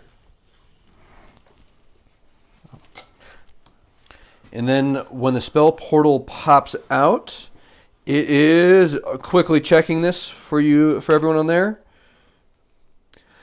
Set up with wholly within 12 inches of the caster, and then the second spell portal wholly within 18. So doesn't matter as much right there. Unless James thinks there's a better place for it. No, because you want to set it up within at least, because you have to be at least 1 inch away to cast. So. Yep. So I'm gonna do it right there, and I'm gonna cast to the back. Cool. So next up, I'm going to try casting Infernal Gateway. This cast on a 7. However, I'm going to use 2 of my Destiny dice. Fortunately, I rolled great for this. Yep. So I'm just going to pull 2 5s, so it's a 10 plus that. No, because with the FAQ, remember you can't modify Destiny dice. So if you so it's going to be a straight 10 then. Just be a straight 10. So now's your chance. Okay. Yeah, this is 10, 11 or 12 this time. Yep. I got better. This is coming from Mr. Archaon. No. Okay. So it'll go. So we got one more fate point. Yep, so that's going to put me at 12, which is a very useful number for this. Who are you doing that gateway on? I'm going to try on the Varanguard. Okay. So, do you want me to just roll my dice to see if it goes? Before I tried saying no. Okay, so on a 5 up, they'll ignore it. Nope. Okay, so it'll go. All right, so my Lord of Change is unwounded at this point. So for this, once again, it's going to be roll 9 dice. They suffer 1 wound for every 3+. Nice. So that's going to be an entire 9 mortal wounds. Okay. 2, 4, 6, 8, 9. Okay, so I do have the 6 up. Feel no pain. Ignore damage save, yep, from the shrine. So I'm looking for 6s here. I save. Wow. 3 of them. Makes up for some of your luck. Yeah. So that'd be 6 more wounds. So that will kill a Varanguard. And then that, so that'd be, they got 5 wounds apiece. Yep. So that'd be 1 wound that will carry over. Okay. So do you have anything else on this side of the table which would be able to dispel? I got another Archaon spell, dispel. Okay. And I do have my Sorceress in the back? Sorcerer in the middle. So he might be in range to dispel. You're looking for your change caster? Yeah, so I'm going to use my change caster out here. And I'm going to try casting Geminids, is why, because it's also line of sight. Can you actually... No, to dispel I don't oh, okay. We can double check that. Okay, so right now I'm going to try casting Geminids, but I'm actually pretty much on the defensive right now with the big baddie here. So I'm going to use 2 more of my Destiny dice. So on a 10 to try casting that. Mind you, if this also goes off, it will also trigger the ability for him to get an extra spell. Well, I think it does it. I think it might. Does he get it? I think he casts another one, whether it's unbound or not. So the War Scroll for the Change Caster says if this model successfully casts a spell with a casting roll of 9+, yeah, the model can attempt to cast one extra spell. Even if it's unbound, it doesn't matter because he successfully casts it. Yep. Okay, so you're going to get another spell attempt. Yep. I mean, he's got D6 mortal wounds. I think I'm going to leave that one. I'm going to have to let that one go. Okay. So with that, as I said, this is probably my favorite spell in the game. I have to set up both models within 6 inches of each other and both wholly within 18 inches of the caster. Cool. And then because they're predatory, they'll get to move after that? Yep. So I'm going to end up moving them over here because movement restriction as well. So they're going to do that. After which they have now both been set up. This model can end up moving 8 inches and fly. When you move the Sentinel spell, the second model must finish within 6 inches of it as well. Cool. So now the big question is, do I go for the Shadow or the Light Geminid? Both are pretty good. Yeah, so after the Shadow Geminid is moved, each unit that has any models that passed across suffer D3. So it's going to be the same thing for both of them. but in addition, subtract one of the attacks characters from melee weapons used by each of the models as passed across. Mind you, it can't do both of the effects. Or the light geminid says, in addition, subtract one from all hit rolls for each wound. Choices. I know, especially with just how hitty everything is. I am going to move them, and I'll get back to you when we clock back in. Cool. Okay, so the predatory geminids got plopped down right there. Because they have the 8-inch fly, they still have to remain right next to each other. The cool thing is it blocks a lot of movement through here as well. I'm going to end up using the shadow geminid aspect to reduce the amount of attacks on them.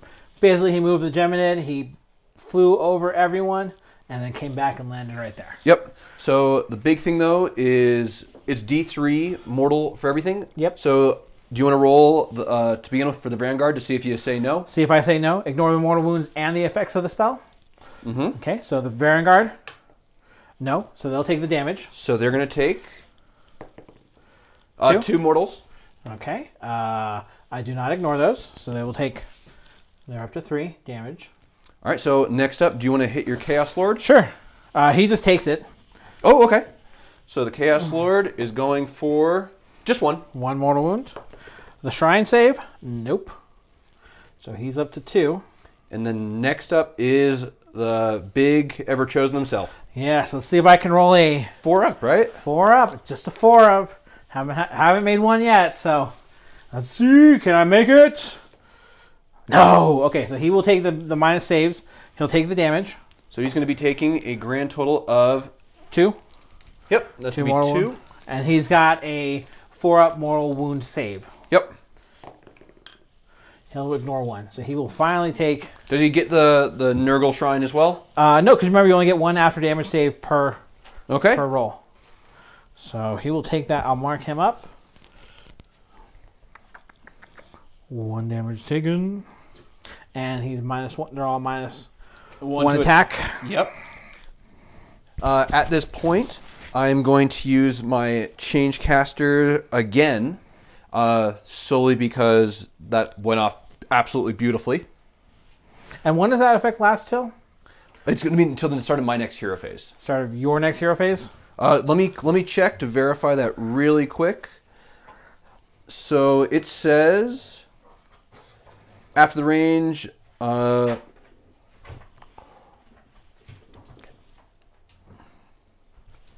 unit is not affected by the Geminid for all this. Has been passed by the light Geminid model earlier in the same battle round. A unit can be affected by one or other each battle round, but not both. Okay, but when does it doesn't say when the effect lasts till? I'm not seeing it. Okay, we'll look it up. Yep. All right, so next up, since he's got the extra spells already going off, he is going to try doing Unchecked Mutation on the Everchosen himself. Mm-hmm. So this is going to be cast on a 6+, I believe. Yep, on a 6. All right, so that's an 8. All right. This one I will attempt to dispel, I think. With who's going to be trying that? Is it the Sorcerer at this point? No, Archaon. So Archaon's got one more. And I believe, let me just double check something. I don't think the Sorcerer can dispel the pinks. Yeah. So, you know what? We'll do the Sorcerer because it won't matter at this point. Okay. So the Sorcerer, we attempt to dispel that. You rolled an 8, so I'm looking for a 9 here. No. Okay, so it'll go. Okay, so Unchecked Mutation, casting value of 6. Successfully cast, pick one enemy unit within 8 inches of the caster invisible to him. So I'm going to be choosing, as I said, Archaon. Yep. If that unit suffers D3 mortal wounds, and if any models from that unit are slain, it takes an extra wound. But I'm not killing him, so I'm just trying to do D3 mortals. Okay, so let me see if he ignores it on the 4+. Yep. He does not. So he will take those mortal wounds. Go ahead and roll. Just the one? Yep, just the one. And he does not ignore that. So he will take, that is his second wound. All right. So he's good on that. Next up, I'm going to go all the way back to where my Lord changes. And I'm going to try casting the Pink Horror's ability for channeling pink fire to try and make him a little bit more accurate. Yep. So the good thing is that Lord of Change ability lets him... Does that actually go off? Because they're getting currently +2 to the cast? No. That's... the Lord of Change gives them the +1. And then they get +1 for being wholly within 9 inches of a demon hero? It's going to be the Host Duplicitous ability. Yep. Because it goes on a 5, right? Yeah, the Host Duplicitous is Will the Phantom Lord. You can reroll casting and unbinding rolls for friendly Host Duplicitous demon wizards that are wholly within 9. Oh, so it's not failed. Yeah. So you can just reroll. Okay. Yep. So, better? Yep, so that's going to work. So it goes on a 7? Is it a 7 or a 6? Casting value of 6. Okay, but it goes on a... Okay, yeah, but it goes on a 7? Because they get +1 for being near a demon hero. Channel Pink is a casting value of 6. Yeah, you know. But they get +1 for being near the Lord of Change and +1 for being a hero. Okay, so 7? Yep. Yeah, I'll dispel with... I think all I got left is Archaon. 6? No. So it'll go. So they will get the +1 to hit. All right, so they already have the marker right next to them. Then across the entire table, I'm going to choose to do the exact same thing. Okay. So that's not going to go off. Because they only get +1. They only get the +1. So that's not sadly not going to work for that. However, I do have the Changeling all the way in the back. The Changeling is going to open up with a Treason of Tzeentch. Treason is pretty cool, as you know, you get to smack back on your buddies. Treason is cast on a 5. So that's going to be an 8. Okay, I can't stop it. Okay, if successfully cast, pick enemy unit with an 18. Roll a number of dice equal to the number of models in that unit. So I'm going to be choosing the 5-man Chaos Warrior. For each 6 in the unit, that unit suffers a 1 mortal wound. And if any models from that unit are slain by the spell, subtract 1 from attacks until the next hero phase. So hoping for 2 6s. Yep. That is just 1 6. 1 mortal wound? Yep. Okay, I do get the Warshrine save. 6, I save it. All right. And then the Changeling is going to try doing his other spell. Which he's just going to try casting Arcane Bolt. Okay. Just because he knows the abilities of all other models nearby within 9 inches, but doesn't really come into effect much. Sure. So he's going to try doing that. Arcane Bolt. There it goes. On a 6. Okay, I'll take a mortal wound. Do I take it with the shrine? I do. So that'll be 1 mortal wound. I'll mark them up. And... oh, there we go. Is that all your hero phase? So I've got 2, and then the failure. Nothing over here. He's already done everything. And then the Lord of Change has done everything over there. So that will be my hero phase. And I'm going to go next up into my movement. Cool. All right, so I'm in my movement phase right now. Because I end up moving and shifting some stuff around, couldn't do much here. However, I moved my pinks about 3 inches forward just to allow my Lord of Change to get that extra few inches so he can actually use his magical wand to do some zapping. Next, I decided to keep my change guy right here. He's in a good position. He's got good line of sight. No real reason. The big things that I end up doing, moving my Exalted Flamers out here because they have fly, so they can easily shoot over. So that means limited visibility, and I've got 2 models on it.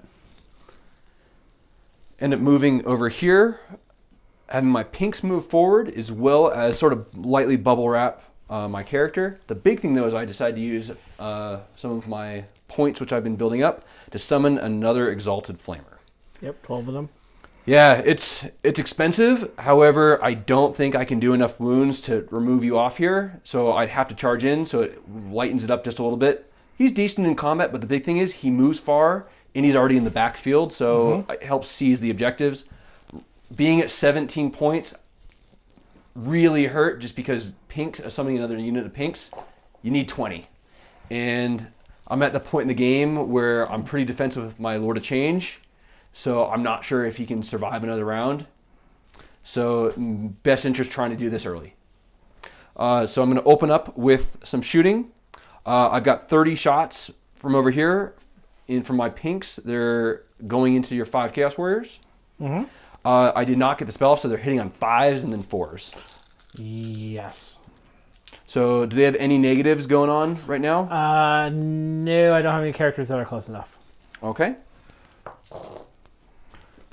All right, so I'm going to just pick out the 5s and 5s and 6s, just because it's a bit easier.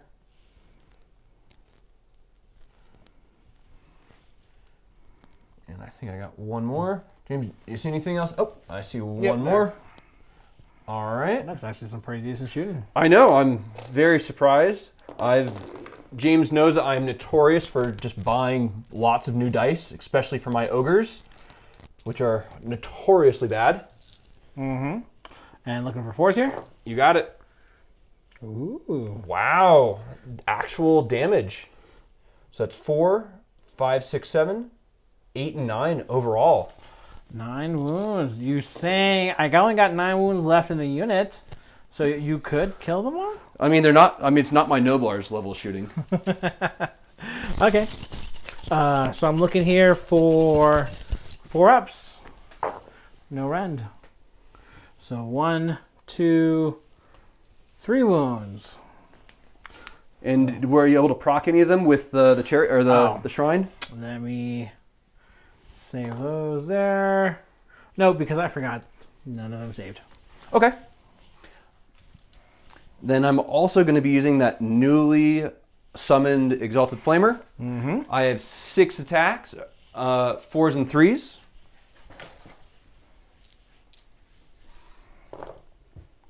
That's more like it.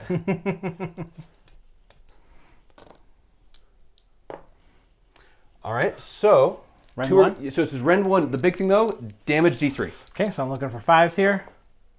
I saved 1. That's a liner. I saved 1. All right.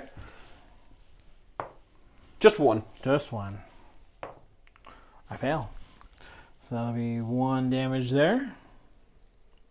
Okay.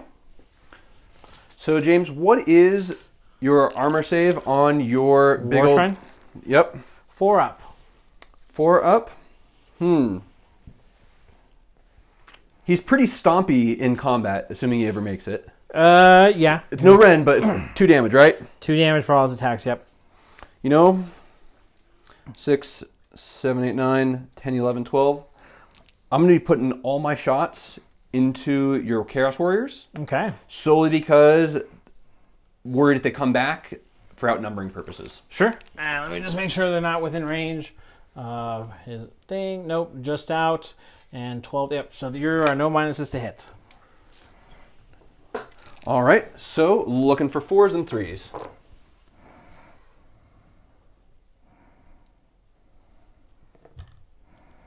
Pretty decent. And let's just find some 3s. All right, so it's going to be 4 saves right there with a -1, doing D3. Okay, so looking for 5s here. I save none of them. Oh, all right. So how much damage is going through? So that's going to be 4. That's going to be 8. 8 damage, okay. So I need at least 3 6s here to make them... Make them live! No, nothing. They're gone. Wiped from the face of the planet. Or the realms. I'm marginally okay with that. All right, so backfield part of the table in James's territory, pretty vacant now. These have already fired. Next up, I'm going to move out to my change caster right here. He's going to be firing 3 dinky little shots, pop shots at Archaon. Just there really isn't anything that he has within range or line of sight, with the exception of him. So 3 attacks, 4s and 3s. and that's why they're pop shots. So all are going to bounce off. Nothing is within range right here. I'm going to verify this again. Right, because I think they were just within 12 before. Yeah. And with that one Varanguard that died. Oh, no, you got some in range. All right, so that's... No, actually, I'd probably say those front guys there. And yeah, I'm not sure if that last guy can see. No, I'm going to say no. Let's see. Oh, yeah, he can see. He can see. Yeah, 1, 2, 3, 4, 5, 6, 7. All right, James and his generosity. All right, so looking for 5s and 4s. Mm-hmm. No, you're -1. That's right. So I have just 1 sneaking through. And it's going to go through. Okay. No rend, so just looking for a 3-up save. I make it. Okay. Next up is going to be the Lord of Change himself. Rod of Sorcery is 2d6. Mm-hmm. Oh, yeah. That's right. He moved. Yep, that's why I had to move him up just to do it, and that's why I did my weird bubble wrapping. So how many attacks am I going to get? I'm going to use some... 7. Oh, my goodness. It's almost like it's average. Or Nurgle's number. You know, way to bring such hateful words into this conversation. These are hitting on 3s and 3s. Now it's going to be 4s and 3s. 4s and 3s, yep. 1, 2, and 3. Hey, that -1 helped a little bit. Yeah. Looking for 3s. All right, so it's going to be 3 sneaking through. This is a rend 1, damage 1. Okay, so I'm looking for 4s here. I saved 1. That's leaning. Did it save? Nope, fail. Okay, and I need to see if I can make at least 1 6. If not, it kills a Varanguard. I know. Let's see. No. Okay, so 1 will go down. He bites the dust. Do Varanguard actually have a champion, or are they all sort of considered champions? They're all pretty much champions. Okay. At this point, there's not going to be any more shooting for me. So I am going to go into my charge phase. Okay. All right, folks. So big charge time. Mostly because it's not as much. I'm really just want to stay on the objective. That's more important to me at this point. The important thing as well is I'm out of command points, which never is a good situation to be in. So James knows I need a 7 right now. Yep, to get into them from the pinks. That looks like an 8. Yep, got it. So let's do that. And then I'm also going to be sending the Exalted in the back as well. Since he was summoned, he had to be 9, so we know exactly what I'm looking for. That's very much not a 9. That's a 5. Okay. So move them. We'll be back in just a moment. All right, so they're all be able to move on in. I need to make sure to give a little bit of space in case they decide to explode into blues or worst case brimstones. However, I do have the changeling. He's 8.5 inches away. When we add in the inch of movement as well, so I'm looking for a 9.5. Okay. That's a 6, which very much does not make it. So hoping he was going to sneak on in because he actually hits pretty decent. They're the only ones that I'm going to be charging in combat, solely because everything on the other side of the table can crunch my face in a heartbeat. Mm-hmm. So I'll be back with some dice rolls in just a moment for all my pinks. Cool. So don't have many attacks able to sneak on in, but I do have 5 attacks from the pinks. Looking for 5s. So there's 2 right there, and looking for 4, so just 1 wound sneaking through. On to the Nurgle. Yep. I save. 6, does it do anything back to me, or is that... Just when you roll 6s to wound me. Okay. So I'll go ahead and pile in. They got 2 attacks apiece. I believe, does the champion get an extra one? Yep. I assume so. Yep. So I got 3 attacks with the champ. 2 attacks from the other guy, so that's 7. These will be hitting you. Are they within range of your... Is your unit wholly within... They should be, right? Wholly within... Of your demon hero to give you minus? Should be, yeah. It was all within 12. Oh, within 12. Oh, okay. Sorry. Let me make sure if it's not 9. If it's 12, it is. If it's 9, not so much. Also, what are they? They're not hand weapon and shield, are they? No, they're great weapons. Okay. Wholly within 12 inches of a demon here. Okay, cool. Yep. You're within. So I'm hitting you on 4. Hitting you on 5s with a -1. So that'd be 2 hits. And then I am wounding you on 3s. 1 at rend 1. No kidding. Mm-hmm. Okay. So I do have my 6-up Feel No Pain. Okay. No. All right. So he is going to split into 2 little blues. Mm-hmm. And is that it? I think that's it for this turn. Do you want to do scoring? Yeah. So thank you very much for making me score the objective even better. Yep. And actually, you probably got to go like that, right? Because they. Yep. They go within 1 inch before you remove it. Yep. Cool. So there's that. So the only thing I got is Battle Shock. Is seeing if I actually get my. If you get your pink pack. So I do have a 1 for my Destiny dice. I want to save it for something good. Yeah, something. Not just 1. Yeah. Okay. Doesn't matter. Cool. And then for scoring wise, you score my objective for 4. Yep, I score yours for 4. I also reclaim this back over here for 2. Yep. And then, unfortunately, that's still in your domain.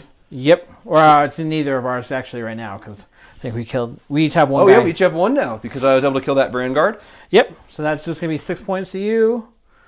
So that puts you on 7 to 14. Yeah. Turn into turn 3. All right, so now the big question, though, is did you end up using that point to end up claiming it, or do I get the double? It's a 5. Ah! All right. So I'll be going first, turn 3.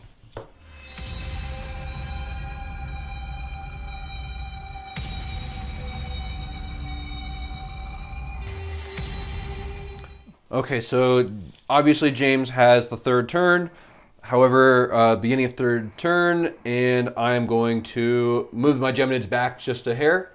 The reason is while it won't do anything really stop Archaon, especially if he's able to eat the spell, it does sort of make it a little bit more difficult for the Varanguard and the Chaos Lord to move through. When I was doing it, I decided to shift back just an inch, so therefore I can end up touching the Chaos Lord and touch all the Chaos Lord, Everchosen, and that. And I'll be doing the -1 to hit, because that means when you end up trying to smack down all my demons in combat, there'll be a -2, which will hopefully keep me a bit safer. Yep. Okay, you want to roll? So let's see if that even affects them. So the Varanguard? Yep. Well, on a 5-up. Oh, well. Help if I didn't roll it. Leaning everywhere. 5. Okay. Okay. So he ignores all the effects and all the damage. Yep. All right, next up, you want to roll the Everchosen? Yeah, let's roll the Everchosen. 5. He ignores it all. So you just got the Chaos Lord. Who is going to be taking 2 more mortal wounds. All right, 2 from the shrine. Fail them both. Okay, so he's up to 4. Cool. So when do you get to use the Everchosen's ability to eat something? So it's at the start of the hero phase. Okay. I got several things that happen at the start of the hero phase. So I'm going to go ahead and make those rolls first, and then I'll decide afterwards. So we go into my start of my hero phase. I gain 2 command points because Archaon's on the board. Mm-hmm. So I'm going to spend one of them right away for his Dark Prophecy. All right, I'm turning away, man. So let's see what I get. Okay, and then we'll move that over here. So now we know what is happening. In this case,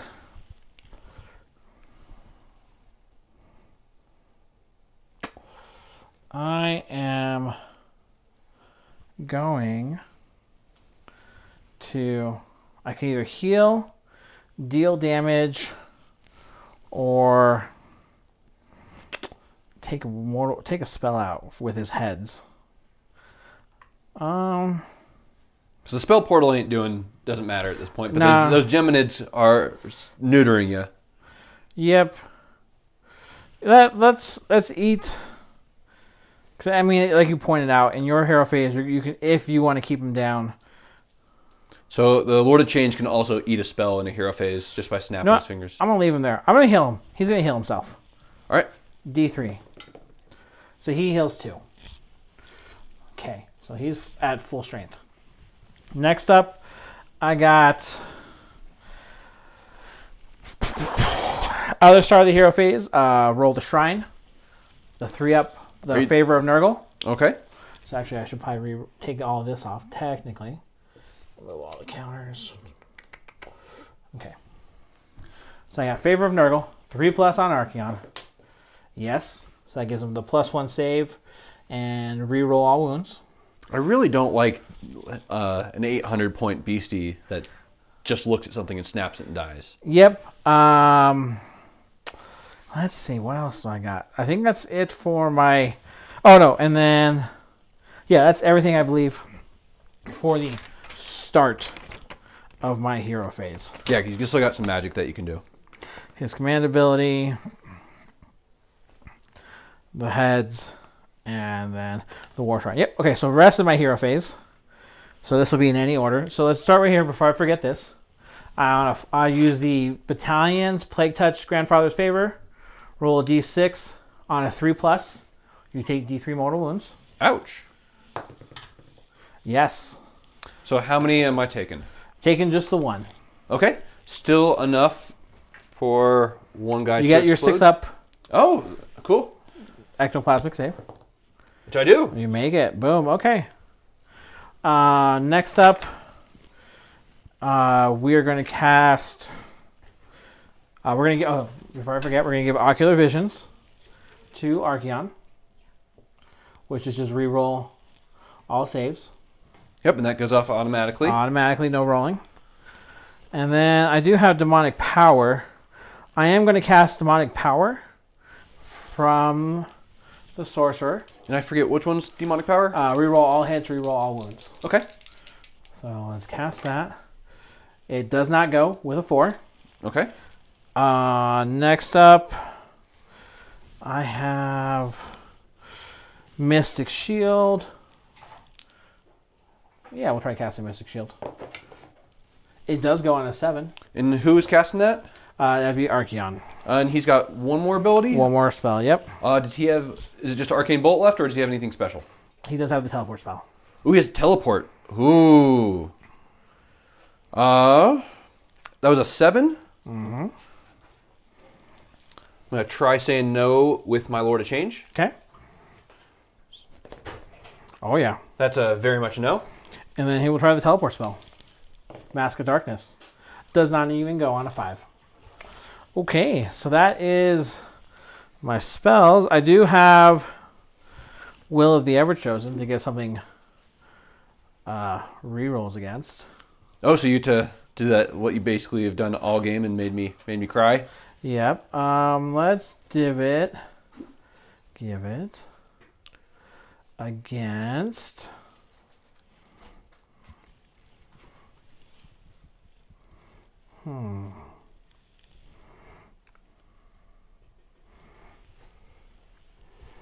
Let's go ahead and give it against these brimstones.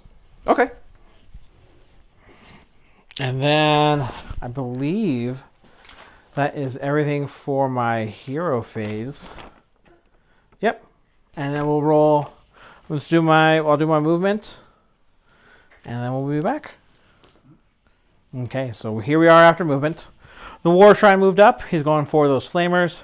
Chaos Sorcerer ran there. The Archaon and the Varanguard moved over here. Chaos Lord, he ran up just to get in range right there. I have no shooting. So next up we're going to do charges. We measured it before. The Warshrine needs a 7 to get into those flamers. And I do have 2 command points, so I can get a reroll from the Sorcerer there. Ooh, 4. Yep. I'm going to spend a command point. And roll. Come on, 7. Nurgle's number. Come on. No. Tzeentch was with me. So that's it for him. Next up, I got the Varanguard. He's going to charge. Can you measure how many? Sure. What does he need there? Shouldn't be much. If I knew how to use a tape measure. So that is going to be 6.5. 6.5? Okay, so it needs 6 inches. Let's see. 5. No. I'm going to have to spend my last command point on that. Let's see if I can make it happen. 7. Okay. So he's going to go in there. Archaon is going to charge. 8. That's exactly what I needed. So he's going to go like right there. Actually, I don't have any command points anymore, so it won't matter. But I was really hoping you'd pull what I did in my Slaanesh game, where you reroll ones, get ones. Okay. In that case, yeah, we'll go right there. We'll leave Archaon's base on there. That should be good. So that's it for charges. We can move right into combat. Let's go ahead and attack with the Varanguard. Okay, so I got 6 attacks with him with the Ensorcelled Weapons. He would be hitting you on 2s because Archaon's there, but you're -1. Yep. The aura affects myself. Okay, so he's back up to 3s. Let's see if he can kill himself a Herald. He's on full strength. How many was he taking? So he's taken 2 so far. So he's got 3 left? Yep. Okay, this should be doable, hopefully. Let's see. Not with that kind of roll. I love those 2s. Yep. Way to kidnap my dice. And then he needs 3s to wound you. Yeah. I got 1 at rend 1. This will be 2 damage. What else? I got the pony attacks. And those are rend. Are those 1 damage rend? No rend? Since he charged, it'll be 2 damage. Okay. This is rend 1. Yep. 2 damage. I am going to use my 6 on my destiny dice. Okay. To just get rid of it. Sure thing. So I've got 2 5s, a 2, and a 1 left. So okay. Really trying to keep this guy alive as much as possible. And then I got his pony attacks, hitting on 4s, so it'll be hitting on 5s. Nothing. Okay. So that's it for him. Your activation. I was gonna do stuff over here, but so there's no reason now. He can pile in and attack again. He's got the inbuilt ability once per game. Is that once per game? Ooh. I'm trying to think what else matters at this point. Obviously, my Brimstones are not going to be able to take down a full-strength Archaon. I don't even have enough attacks to do it. I'm not too worried about those pinks over there, and I actually sort of want to do a pile-in later. Out of safety, I am going to do... oh, he's at full wounds, right? Yes, he's got 5. He's got 5? I can't even do enough to kill him. So I'm going to go over here, actually, to my pinks, or to the pinks. And the Chaos Warriors? Yeah. Okay, let's do it. So we'll be back in just a moment as I do some piling in. All right, so it's not a lot of attacks, but it's hopefully enough to do something. So my pinks over here going into your Chaos Warriors. Yep. I did say it's not a lot, so you said, what happens if I hit 6 to hit? 6 is to wound. Okay. And it's a flub. Okay. So I will pile an attack with that Varanguard over there. His once per game, pile in, attack twice again. Okay. So I'll be back there with the pink. He's got his 6 attacks again. Hitting you on 3s. All right, a little bit better. Wow, changing dice really helped. And then wounding on 3s. Okay, so in case it matters, this is Ren 1, damage 3, Ren 1, damage 2. I'm gonna roll the big guy first. Sure. Solely because I only have a 5-up save. Yep. Which would be negated, so that means my fate points really wouldn't wouldn't be of any much use now. Just making sure really quick. Yeah, it's got a 5-up, so it's got a 6. So the one that's a 6-up? Yep. Nope. So it's gonna die, and then I still have to roll the other 3 though. Yeah. So I did get a 6 in there. But, okay. So that means 3, 4. That means 7 wounds sneaking through.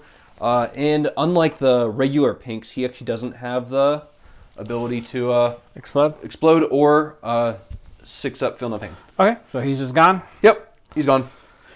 Okay, and then your activation? It looks like I got a bunch of baby brims. Yeah, bring it. All right, they're not my Noblars, but I believe in them. We'll be back after I'm done piling in. Okay. As you can see, I have a very vicious blob of 10 brimstones that are going to be trying to smack the Everchosen. Mm-hmm. 20 attacks overall, because they have 2 attacks each.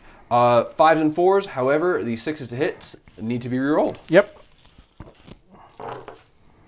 So there's going to be 1, 2, 3, 4.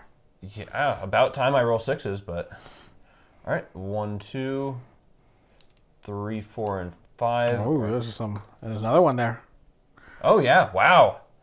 I'm really surprised on that. Some really aggressive brimstones. I told you they are my avatar.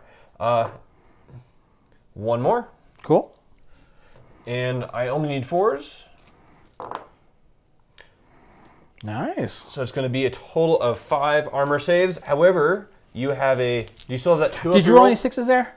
I mean, I don't think it matters. Oh, you know, we'll have to check that in just a moment. Okay, well, we can do it afterwards. Let me just make my armor saves. Yeah, he makes them all. We'll check those 6s. Okay, so we look at the back. He rolled 3 6s to wound, so he's going to take 3 more wounds back. Next up, Archaon's going to pile in an attack. He's got 4 attacks with his Slayer Kings. He's hitting you on 2s. So it's I am within range, so it's going to be 3s. Yep. And then he's wounding you on 3s. Yep. That's 9 damage right there. So unfortunately, sadly, you don't need to roll all the extra attacks. Nope. The Brimstones did what their 60 points was worth. They slowed down something for targeted for a turn. Yep. And then I guess I can just roll the Chaos Warriors over here. Yeah, because I don't have anything to smack back with. Yep, so back over here against the pinks. They're hitting you on... So I am at the -1 still. Okay, so they're hitting you on 5s. Wounding you on 3s. Oh, too bad I don't have a hero over there. It's 2 at rend 1. Okay, so 6s, obviously nothing, but I do have that 6 up, feel no pain. So 1 is going to sneak on through. Okay, just 1 damage.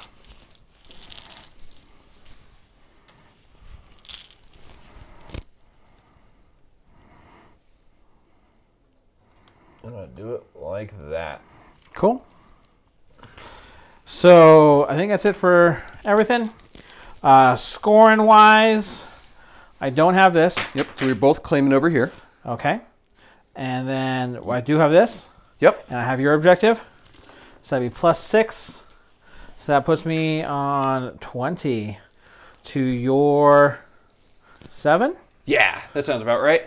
And it'll be your turn 3 coming up next. So I do actually have Battle Shock. Sorry, I forgot about that. So I do have the ability. I do have a 1 over here. Yeah, are you going to use it now? Yeah, I think I'm at the point where more bodies does mean, especially going into my turn where I'm able to have more bodies to shoot. Sure. So I'm going to do that.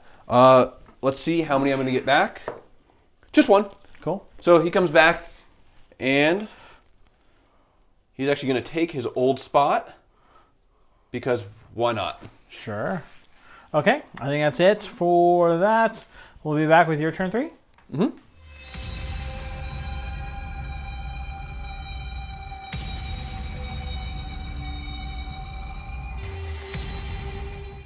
All right, so going into a very game-defining hero phase for me, I decided to move my Exalted Flamers from over there just because it was already 2 people on there, wasn't going to score anything, bounce them all the way back to this corner. That's going to guarantee me an extra 2 points. Mm-hmm. Plus, it also throws me in good range to take out this, potentially take out his Chaos Lord. Yep. I'm also going to be using at the beginning of my hero phase the command ability for the Lord of Change, giving the +1 to cast. Helps the pinks do a little better, but really I need to really try doing as much damage as possible to Archaon at this point. Yep. And then the cool thing is James already knows. Yep, you're going to eat the Geminids as well? Yep, I'm going to use the Spell Leader ability and just to try recasting it in just a moment. So I'm going to open up with using the pinks, trying to get their spell off. That's a 4, but that fails. But that's because of the Lord of Change. They get +2.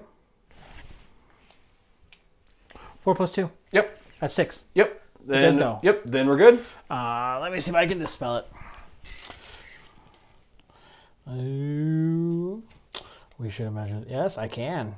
All right. I'm gonna try to dispel with the sorcerer back there. So you rolled a 6. Yeah. Nothing much. So I need a 7. I do. Okay. Then I am going to, with the Lord of Change, I'm going to try casting Geminids. I've got 2 5s remaining. However, I want to use that for Firestorm, just because that's potentially a lot more damage. Okay. So let's try going with this. A 2 and a 1. Ooh. Is that? Yeah. All right. So good thing he has the ability to reroll. Yeah. Obviously changing out dice because we all know that's how it works. I was not mentally ready for that. So can I use Destiny dice at this point since it's already been done? On a reroll? Yeah. I don't know. Let's check the FAQ. Yeah. Okay. So we looked in the FAQ. And there is nothing stating that you cannot use it on the second roll for like the reroll for this. Yeah. So it still says that if you're going to use Destiny dice for it, it's 2d6. You've got to use them both. So we're interpreting the rules that in this instance, I'm just going to use 2 Destiny dice. Obviously, I'm going to use actually a 5 and a 2 because actually no, that wouldn't work. Oh, because you can't modify it. You don't get any bonuses. Yeah. So unfortunately here, well, no, it goes on a 7, right? It goes on a 7, but I'm really dependent on this. So I'm going to kill 2 5s. Okay. Going off on a 10. Okay. Since you already failed that other roll, and I can't get I think I just have his 2 spells to dispel, so I'll go for it. Yeah. So looking for an 11? Yeah. No. Okay, so it's going to go. Let's see if I'm even Are you affected by it? Well, this was Geminids, right? Yeah, this is Geminids. Ah, okay, sorry. So this actually does matter because I can try doing it to cost more damage on your Chaos Lord before that, or try doing some damage to your. Well, I didn't stop it, so you go ahead and set it up. Yep. So we'll be back in just a moment with Geminids placement. All right, so I was able to successfully place Geminids. Originally, put this one over here and this one roughly right here. Then, because it's a predatory spell, it immediately moves after summoning. That way, I was able to move it across everything, so everyone will be taking potentially the damage. However, you have your ability to negate that. This is the shadow one, so that's going to be reducing his attacks or by -1 for his to hit, which also applying to this. And this was the -1 attacks. Yep. Okay, and I am within range of that. Okay, cool. So go into roll. So let's see if the Varanguard's affected by it. Yep. So Varanguard is not. Okay, and then on a 4-up. 4-up for Archaon. He is not either. All right, and then let's do the D3 damage for the Chaos Lord. Yep. That's 2. Yep. All right. Well, Warshrine saves. No, he'll take both of those. So he's down to 1. He's down to 1 wound left. Cool. That's exactly what I was hoping to see. Cool. After that, we're going to go all the way to the other end of the table, and I'm going to be trying to cast Treason. Did you want to finish the Lord Change? I want to wait on that just for a moment. I'm going to go over there, try casting Treason. Treason is going to be cast on a. Let's just see. I think it's a 6. No, it's actually on a 5. Okay. So cast on a 5. That's an 11, so it's very much going off. Yep, you're not stopping it. All right, so you have 3 models remaining. Looking for 6s. There are none in there. Okay. So it still goes off for fate point purposes. And then I'm going to cast Arcane Bolt. Sure. Just because no reason not to. Unless it doesn't, work. Then I'm trying to get as well use their ability to try giving the +1. Yeah, because you gained the 1 guy back. Yeah. Which it does. It does, so they'll get +1 to hit. Okay. Then I'm going to go back over here. So they already have the +1 hit. So now, trying to see what else I have remaining that can cast. It looks like it's just going to be the Lord of Change. Trying to do a Firestorm. Okay. So. Nope. Ooh, no. And I don't have any Destined Dice to redo it. So fortunately, I still have the reroll from the ability. But let's see. Yeah. Yeah, that's a very much a 13. Yep, can't stop that. I love it. So, do you want to roll your save right now to see what if it even goes through? Is it on Archaon? Oh yeah. Nope, he says not today, sir. Okay. Well, that's going to be my hero phase. Okay. We'll be back in a moment with my movement. All right, so I decided to move my Lord of Change back because it's much safer for him literally in the corners because of the base size. I've got a 3-inch wall surrounding him with my pink horrors in just enough spacing that should anything happen, they turn into blues, I still am able to keep my Lord of Change alive. Over on the far end of the table, I end up moving my Exalted just a little bit as much forward, and then rolled a 1 for its run. Not like it matters much for distance, but really was hoping to move further. Then I've got in the very center, I have my character. He decided to move his entire inches in, and so he's going to try doing a charge eventually in the turn. Okay. Nothing else really in the middle.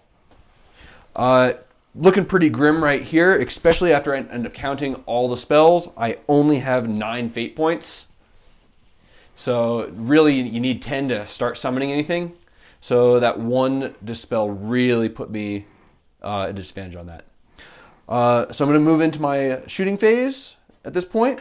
Yep. So I've got this lovely unit of pinks right here shooting at Archaon. However, 30 shots are hitting now, hitting on 5s and then winning on 4s. But because of, what ability is it? It's the Aura of Nurgle. So it's a -1 to hit. So it's now 6s and 4s, but I also have to re-roll hits as well. Yep, for the Eye of Sheeran. And so re-rollable 6s, really, really not expecting a lot out of this 30. So 1, 2, 3, 4, 5, 6, and 7. Yep. All right.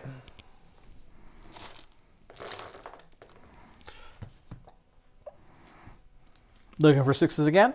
Yeah, unfortunately. Ooh, I see 2. I see 2.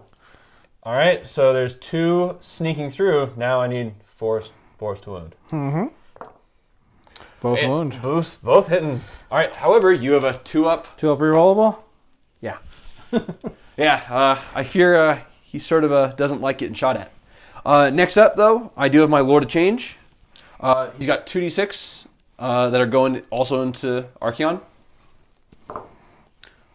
Are going to be firing 6 shots off. So I'm looking for 3s and 3s. Now it's 4s and 3s. Yep. Ooh. Just the 1? Yeah. This does have Rend 1? Rend 1. So I'm looking for a 3-up rerollable. I make it. Okay. Next up, I'm going to go... actually, I'm going to go straight to the middle of the table. With the flamers? Yeah, I want, after that really demotivating shooting, I'm going to do some serious damage. So they're going to shoot the Chaos Lord? Yep. So does he also have a crazy... Yep, it's an aura that... Because Archaon's my general, it comes out from him. So it's 18 inches of Archaon. All right, so I need hit on 4s and 3s. Now it's going to be 5s and 3s. 5s and 3s, all right. 1, 2, 3. 3 hits. Wow. Oh, he might live. Maybe. All right, there's going to be 2 with a -1. These are doing D3 damage. Okay, so he's got a 4-up save. So I'm looking for double 5 here. Double 5. He can do it. He can do it. Nurgle's with me today. Yeah! I hate Nurgle so much. It's not even just a Tzeentch thing. Just a James thing. All right, well, fate is not with me right now. We're going to go into the middle of the far end of the table, into James' side. And we'll be back in a moment after I'm counting all this dice, and I'll end up using, because I'm 20 points less than James, I'm going to use that overall for reroll to hits. All right, so over here they were able to get the +1 to hit earlier on from magic. Do these also suffer the -1? No, because there's no character near them. Okay, so that means I'm hitting on 4s. Mm-hmm. And I said I'm going to be using since I've got less points, so my 20 points are going to be used right here for the rerolls to hit. Okay. So I'm going to be removing all the ones that were successful.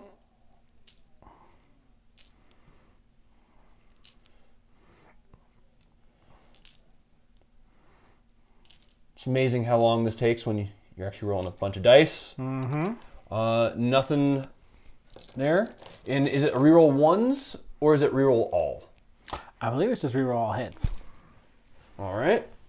I can double check that real quick. Go ahead and get those. Or how many do you just want to look at how many you got there? I have 1, 2, 3 1s. That's why. 3 1s? So it's either 3 or all. Let's double check that real quick. I believe it's everything. Or all. Because this is match play. Yep. They changed the media engagement. Sorry. Flipping through the book. This is great television right here. The triumphs. You rolled a 1. Reroll hits. Okay. So I'm going to be rerolling all those. Much better. Well, more hits are just more hits, so can't be angry. Okay.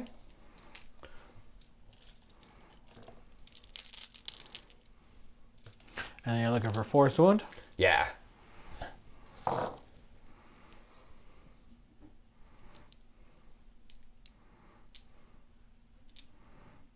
So I think it's a pretty solid amount. Mm-hmm. So it's going to be 3, 6, 9, 12, 15, 17 wounds overall. Ouch. Okay, I think they're dead.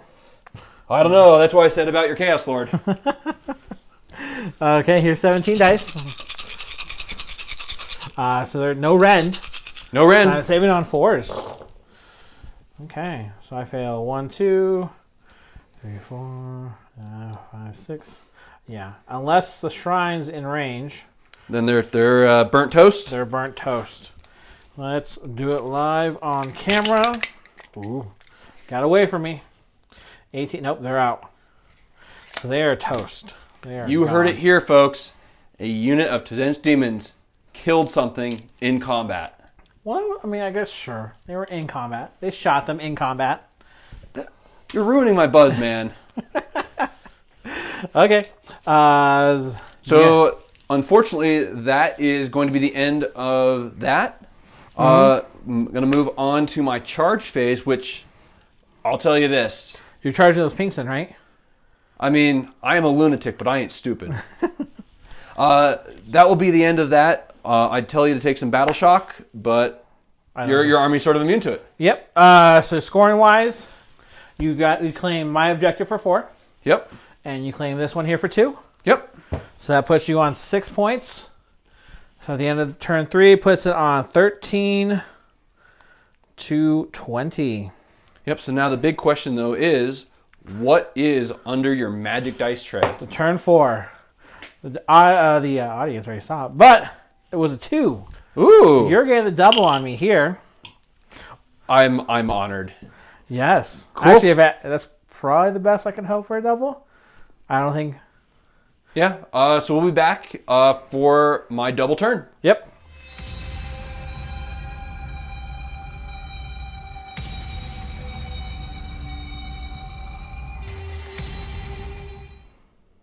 All right, so stealing is pretty fortunate for me. My hero phase, I'm actually not going to be using a change host ability. There's no reason because my Lord of Change is basically completely cornered at this point. I do have the Pink's bubble wrapping, but that's only going to do so much. I've got my 2 Exalteds in the middle. I really would need them to keep on scoring those 2 points, and I don't really want to get them closer to combat because they're still pretty squishy.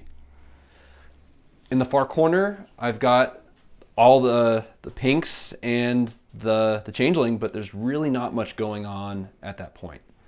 So I will end up using the Lord of Change command ability, just because I only have a 2 and a 1 remaining on my Destined Dice pool, and I can't depend on that anymore for buffing, trying to get a big spell through. Cool. So I'm going to open up with the pinks. They're going to try casting their ability to buff their spell. Okay. Especially we saw how accurate the 6s and 4s were. Oh, yeah. So that's going to end up working out. So that's a 6 right there. A 6. Okay. And then I've got the... Archaon's going to try stopping that. Okay.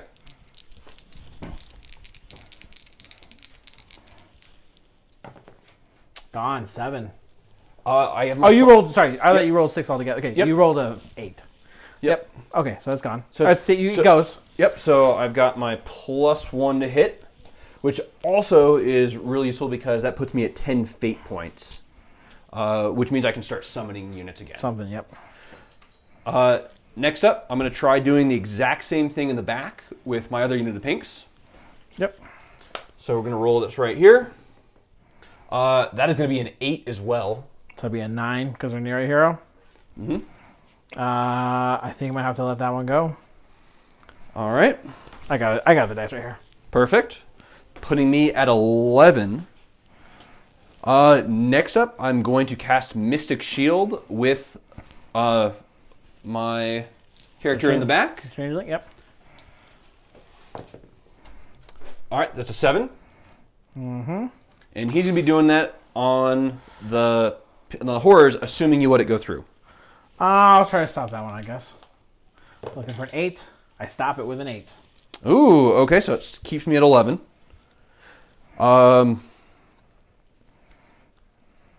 Arcane Bolt? Sure. So the important thing is that even though the spell will go off for the point of fate points, it won't have so it'll have an invalid target because there's nothing within 18. So it just fizzles. Yeah. So... All right, there's an 11. There's a big one, too. Yeah, that's what I was hoping for later on. So obviously, now I've got 12 fate points, which gives me another buffer shield for my Lord of Change for summoning some horrors. Mm-hmm. Or even an extra character. Mm-hmm. It's a little late, though, for character usage. So next up, though, I'm going to go back to the Lord of Change. So at this point, I don't have many options, but we already knew that was what it's going to come to. So Lord of Change is going to do Gateway. Okay. So, good thing is he does the reroll. However, these dice are now going to be burned because we all know how I feel about double 1s. Yep. Ooh. That's going to be a 7 then. So that is a gateway, so it does go. Yep. So I will try stopping this with Archaon. Yep. This is the first one he's attempted to dispel? No, he attempted... Yeah, he did the pinks. One. So this will be his second one he dispels. Mm-hmm. So I'm looking for 8 right here. Yep. 10. Ooh. Not today. All right. Well, at this point, I've got to go for his other spell. I already knew it was going to be a 50-50 chance of getting stuff through to begin with because Archaon loves saying no. Firestorm is the next spell I'm going to be attempting. So this is casting a 9. Okay. So a bit harder, but let's see what goes on. Snakes again. Also burning those. All right, cool. I'm out of dispel, so it'll go. Okay, so at this point, if you succeed, yes, pick one unit within 18 inches of the caster and roll 9 dice. For each 6, he suffers D3. At this point, do you want to roll your 4 up to say no? Yep, say no. Oh no, it'll happen. All right, 1, 2, 3, 4, 5, 6, 7, 8, 9.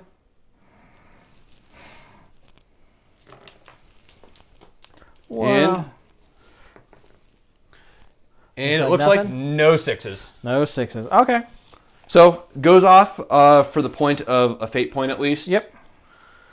So it puts me at 13, which everything I want is I needed 12. Okay.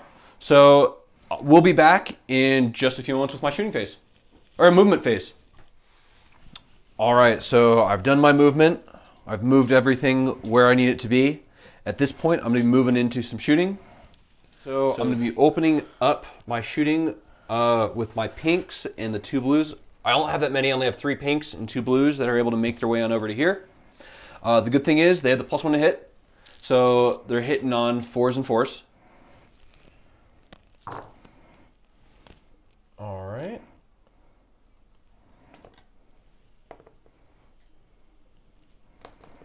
Is there a 3 in there? There is. Sharp. All right, looking for that 4s. 3 wounds. Yeah, that. Onto the Warshrine. Yep. Looking for 4s here. I save 1. And then you Then he's got his own inbuilt ability. Ooh, he only takes 1 wound. Okay. I like it. What's up next? So next up, I'm going to use the Exalted Flamer that's right next to the dice box. Obviously, it's fly, so it can see over the dice box right there.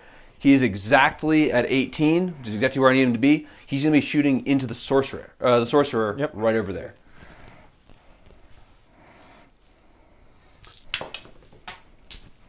Man down. It's okay. That was one of the little snake eyes. So you're hitting on 4s? Yeah, so 2 are sneaking through. Okay. Ooh, all right. So Rend 1 to D3 damage. Okay, so he's got a 4-up save. Looking for 5s. So he's looking for 5s. Ooh, I fail both. Okay, it's going to be taking 3. 3. Okay. Warshrine saves. I make 1. Wow. So he's only taken... Down to 2? Or he's taking 2? He's taken 2 wounds. Yep. He's got 3 left. All right, James. Do I have 1 command point left, or is it I'm at 0? You're 0. All right, so I'm going to do a pretty risky gambit right here. Okay, what are we doing? So he's got 1 wound remaining. Yep. And I really need to kill it. Sorcerer's at 5 or 6. He's got 5 wounds total, so he's got 3 left. 3 left. I am going to split fire. Okay. My Exalteds. Here, I mean, at this point, I have nothing else to lose. I mean, I've a pretty good chance of killing him. Yeah. Over here, I was hoping to do a little bit more. Okay. So I'm going to do 6 shots into him and 6 shots into this guy. Okay. So the first 6 are going into your Chaos Lord. Okay, so he will be -1 to hit. Ooh, okay, so 5s and 3s. 5s and 3s. Just the 1. That's all you need, though. You're saying there's a chance. Yep. 6, okay. So it's -1. Yeah. So I'm looking for 5 up here. Mm-hmm. Will Nurgle bless me again? Let's see. No. Okay, so do your damage because he is within range of the Warshrine. So just 1. Just the 1. Okay. I got another chance for a 6. Grandfather Nurgle. I hate that guy. Bless me. Bless me. Bless me. Yeah! Nurgle's a jerk. All right. Well, I still think it was the right move. Yep. Dang. And you actually needed to do, if you had done 2 more wounds to the Warshrine, you would have reduced its range for the aura because he's just within 18. So. Oh, is it? Oh, cool. Good to know for next time. Next up, I'm going to use the 6, those 6 trying to shoot into. Okay, he won't be -1, so it'll be just your normal 4-up, and this is where you roll pretty good here. Yeah. Bye-bye, Chaos Sorcerer. Or not, just the 1. Just the 1. Nurgle's really looking out for you, man. So Papa Nurgle. Blessing. 5 up. No, okay. So I potentially can kill you if I get a 3 on this. Which is only 1. Just the 1. Warshrine? No. Okay. So didn't pan out as much as I was hoping. Got to bet heavy to win heavy. I still think that was the right move. Yep. Had to do over there. At this point, have I already fired?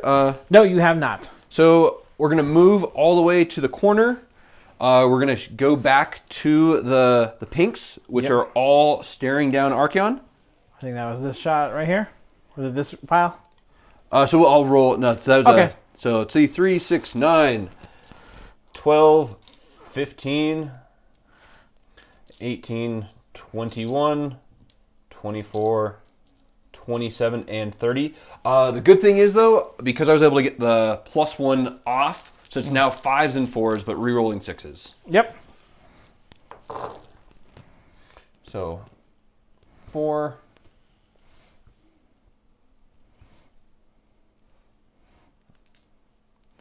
And then it looks like just a couple, 3 hits after that. Yeah, I was going to say I rolled quite a bit of 6s. So. Oh, I think there's one more 5 in there. Okay. So I've grabbed that there. And then let's check these right here. It's 1. There's 3. Okay. So 7 hits. Yep.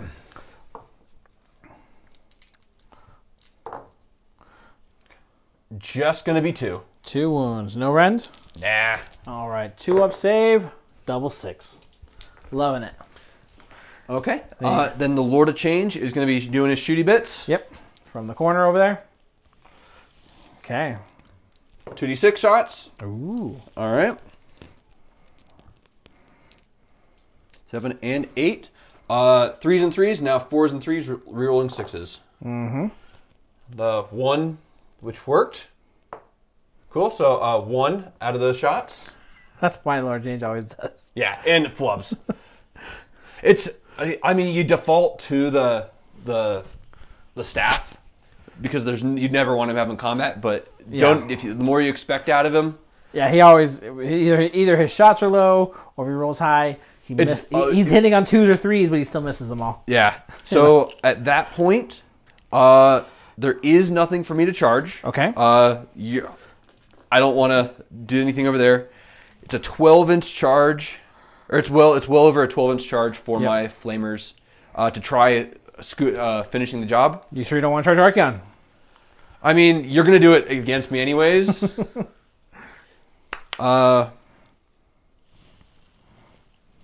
No. That will be okay.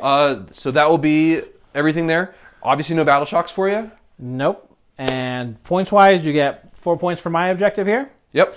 And 2 points for this one. Mm-hmm. Putting you on 6 points. That puts you on 19 to 20 at the top of 4. So now we'll be going into my turn 4. Yep. Okay.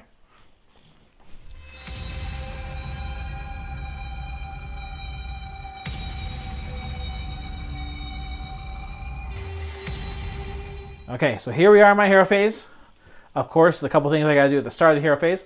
I'm going to spend I gain 2 points. Yep. So puts me on 2. Spend one of them on Archaon's Dark Prophecy ability. Jake's going to turn around. We're going to see who's going to go top of battle round 5. Okay, we'll put that over here to the side. Now we're done. So this does matter a lot because if you end up getting the double, you're probably just going to flee back, try taking the other objectives. Yeah, because there's no way you can take your objective back from me at this point. Yeah. So that's that. I'm going to... The other thing I got to do is the Warshrine's ability. Favor of Nurgle. So I'll hit... Actually, all this stuff comes off. Reroll saves. We're just going to put... So I got to do the Warshrine's ability. We'll put it on... I mean, I don't think it matters at this point. We're going to put it on the Warshrine. Oh, all right. Cool. No. Okay. The one time. The one time it doesn't go off. So that, and then I got to use the 3 heads at this point, and I will go ahead and eat. Because I don't think there's anything I want to do at this point. We'll just eat the Geminids. Bye bye Geminids. And that's everything that has to happen at the start of the hero phase. Rest of the hero phase, how many points do you have? 12? 12 fate points? Oh, I've got 13. 13, okay. So I have enough to summon a unit of blues or a changecaster Okay. And so you're aware, I can summon it from only 2 points at this point. I can either summon it from the back of the field, or from my Lord of Change. However, the Lord of Change is pretty cramped. Yeah. Space-wise, because he has a 9-inch distance from your opponent. So I got my other. Let's see. So I got my other stuff in the hero phase. He's just going to put Ocular Visions. The Chaos Sorcerer is just going to put it on. We'll put it on the Warshrine. Make him a bit more durable. Yeah. And I think that's actually. I do have. I guess I should have measured this up. See how far away I am. Oh no, he's better off. He is better off moving.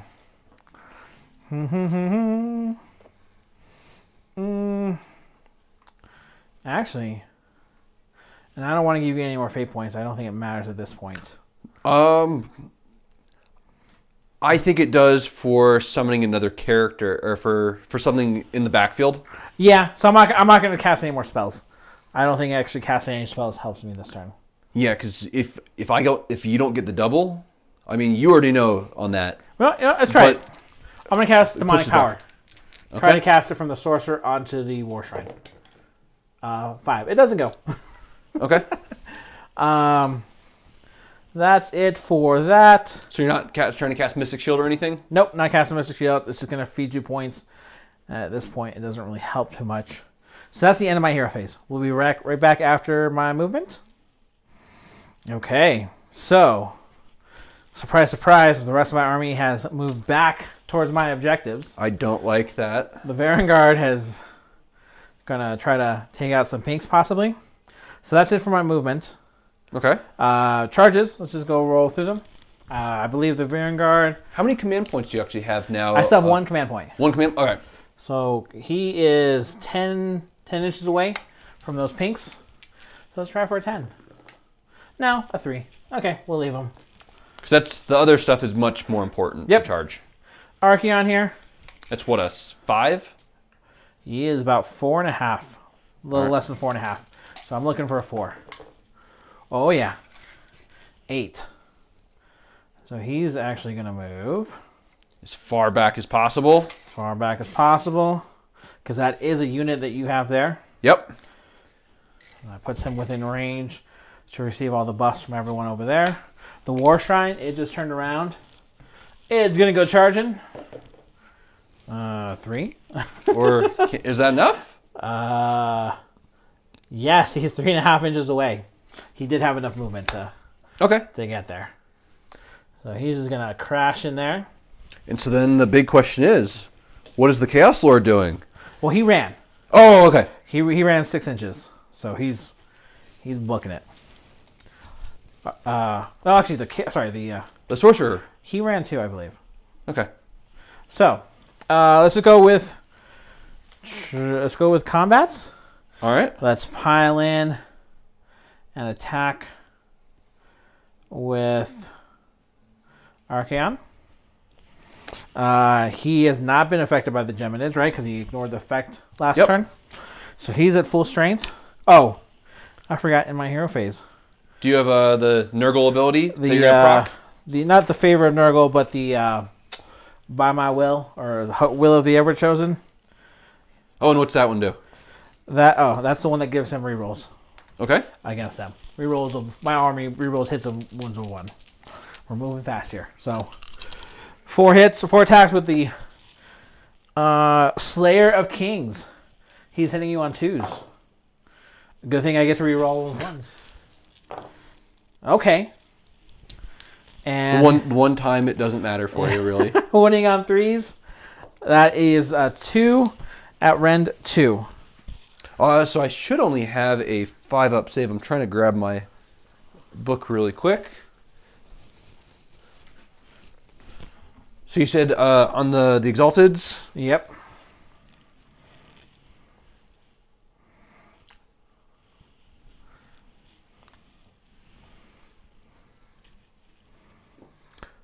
So they just have a 5-up save. So, how much damage so far? So that'll be 6 damage there. All right.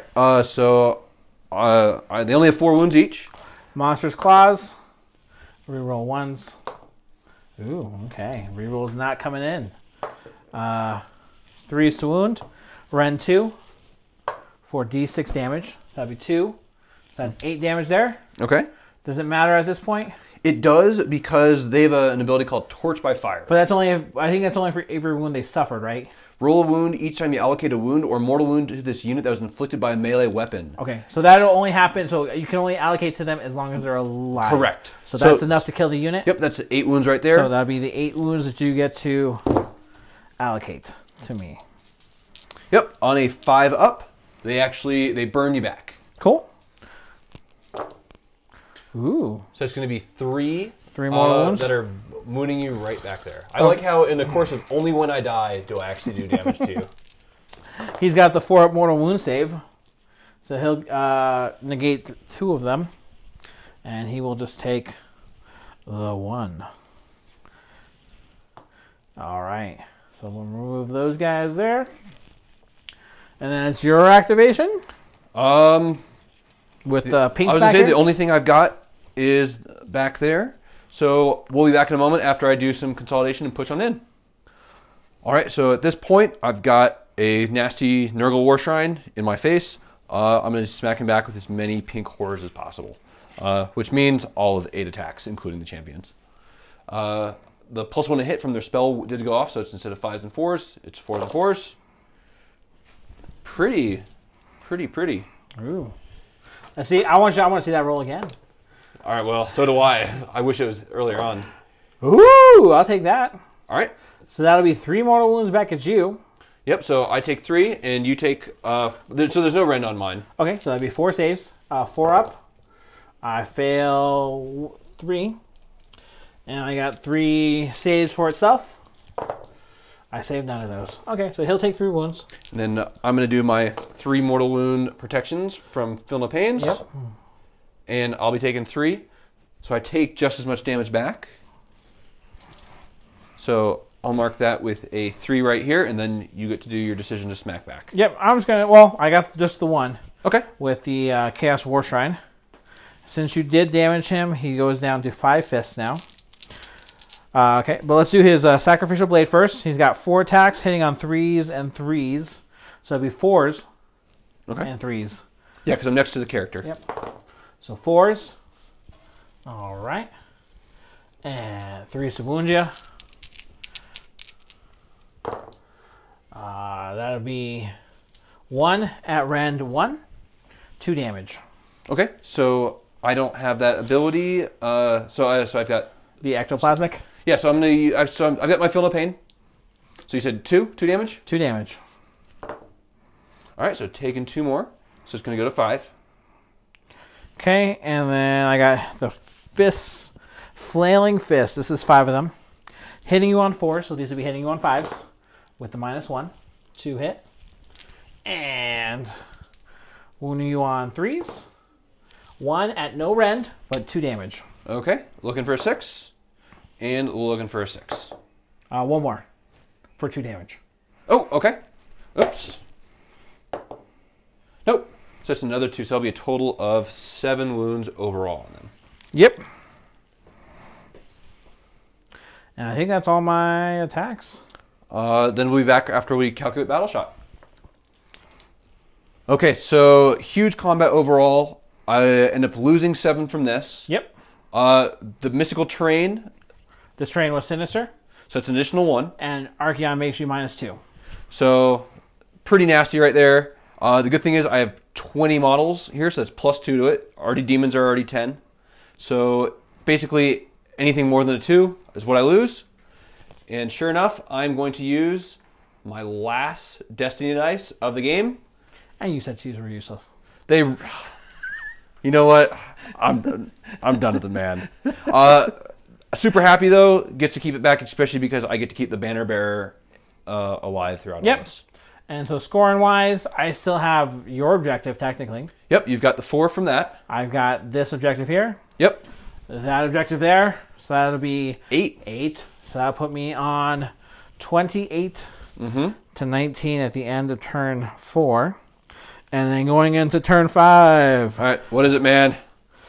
It is a 4. So that is game. So that's game right there. Because yep, I'll score at least another 8 points like I just did. Yeah, and there's no way I can change host bounce around to claim anything because I'm already controlling it. The max you could score is 2. So I can get. Well, say you could score them all. So let's see. So that's change host over there. So that's 2. The Lord of Change can run over onto this, reclaim it. Okay. So that's 3, 4. Oh, sorry. That's 3, 7. Nope, there is no way I can claim it at this point. Yeah, because I think even if you get max next turn, which is what 9 points. Yep, there's only put you at 27. Yeah, and you've just snagged it. 28. Okay, you want to call it there? Yeah, man. It's been a long day for us. I think we've been filming for about 8 hours now because of phone and technical issues. Yep, and batteries. Yeah, we'll be back with the after battle report in just a few moments. And there you have it, a victory for Archaon and the Slaves of Darkness. Fate was not with me today, guys. No. And gals. And I think we found out 3 heads is better than 2.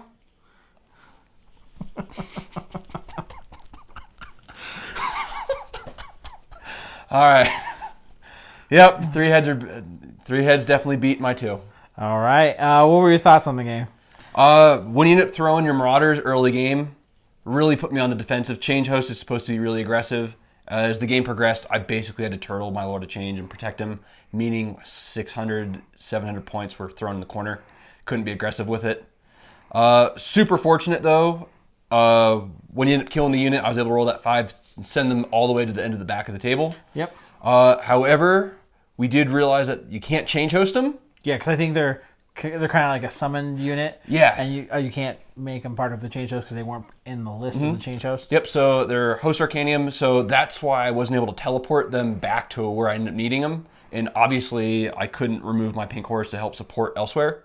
Also, some really big moments where I failed on where the Exalted Flamers couldn't end up doing just a single measly wound where I was needed. However, your Chaos Lord was the man. He was a boss. He was a war pup. He was spraying that silver spray, saying, "Witness me in Valhalla today." I mean, he was Immortan Joe. Yeah, he was the boss.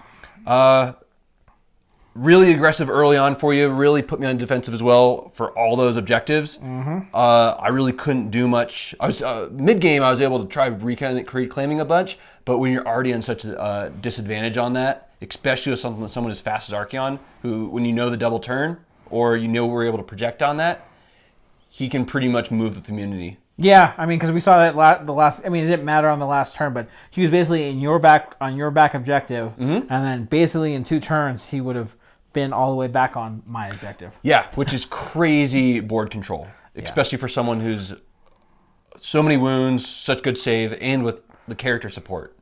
Yeah, I think that was the characters not dying really helped him out. Any other big parts for you on that? No, I mean, this army, I still think this army is pretty hard to play. I don't have a lot of bodies, and throwing away the Marauders like that, those are my bodies, but I mean, it did pay off in the end. So it was pretty close, and just knowing who's going next, the first battle round, or the next battle round is so huge. I mean, knowing what that is, you know, planning your whole strategy around that is a big part of the game. Oh, yeah. Super happy with. I love playing everything chaos. One day, I promise you, I'll bring something that's not chaos or destruction. But for the time being, I like Tzeentch. I like the feel. I love also how I painted up the army. Yes, it really fits really cool. The new mats also are coming in. Yep, we'll have them next round. So we'll have new dice, new mats. Something to look forward to. That's all I got.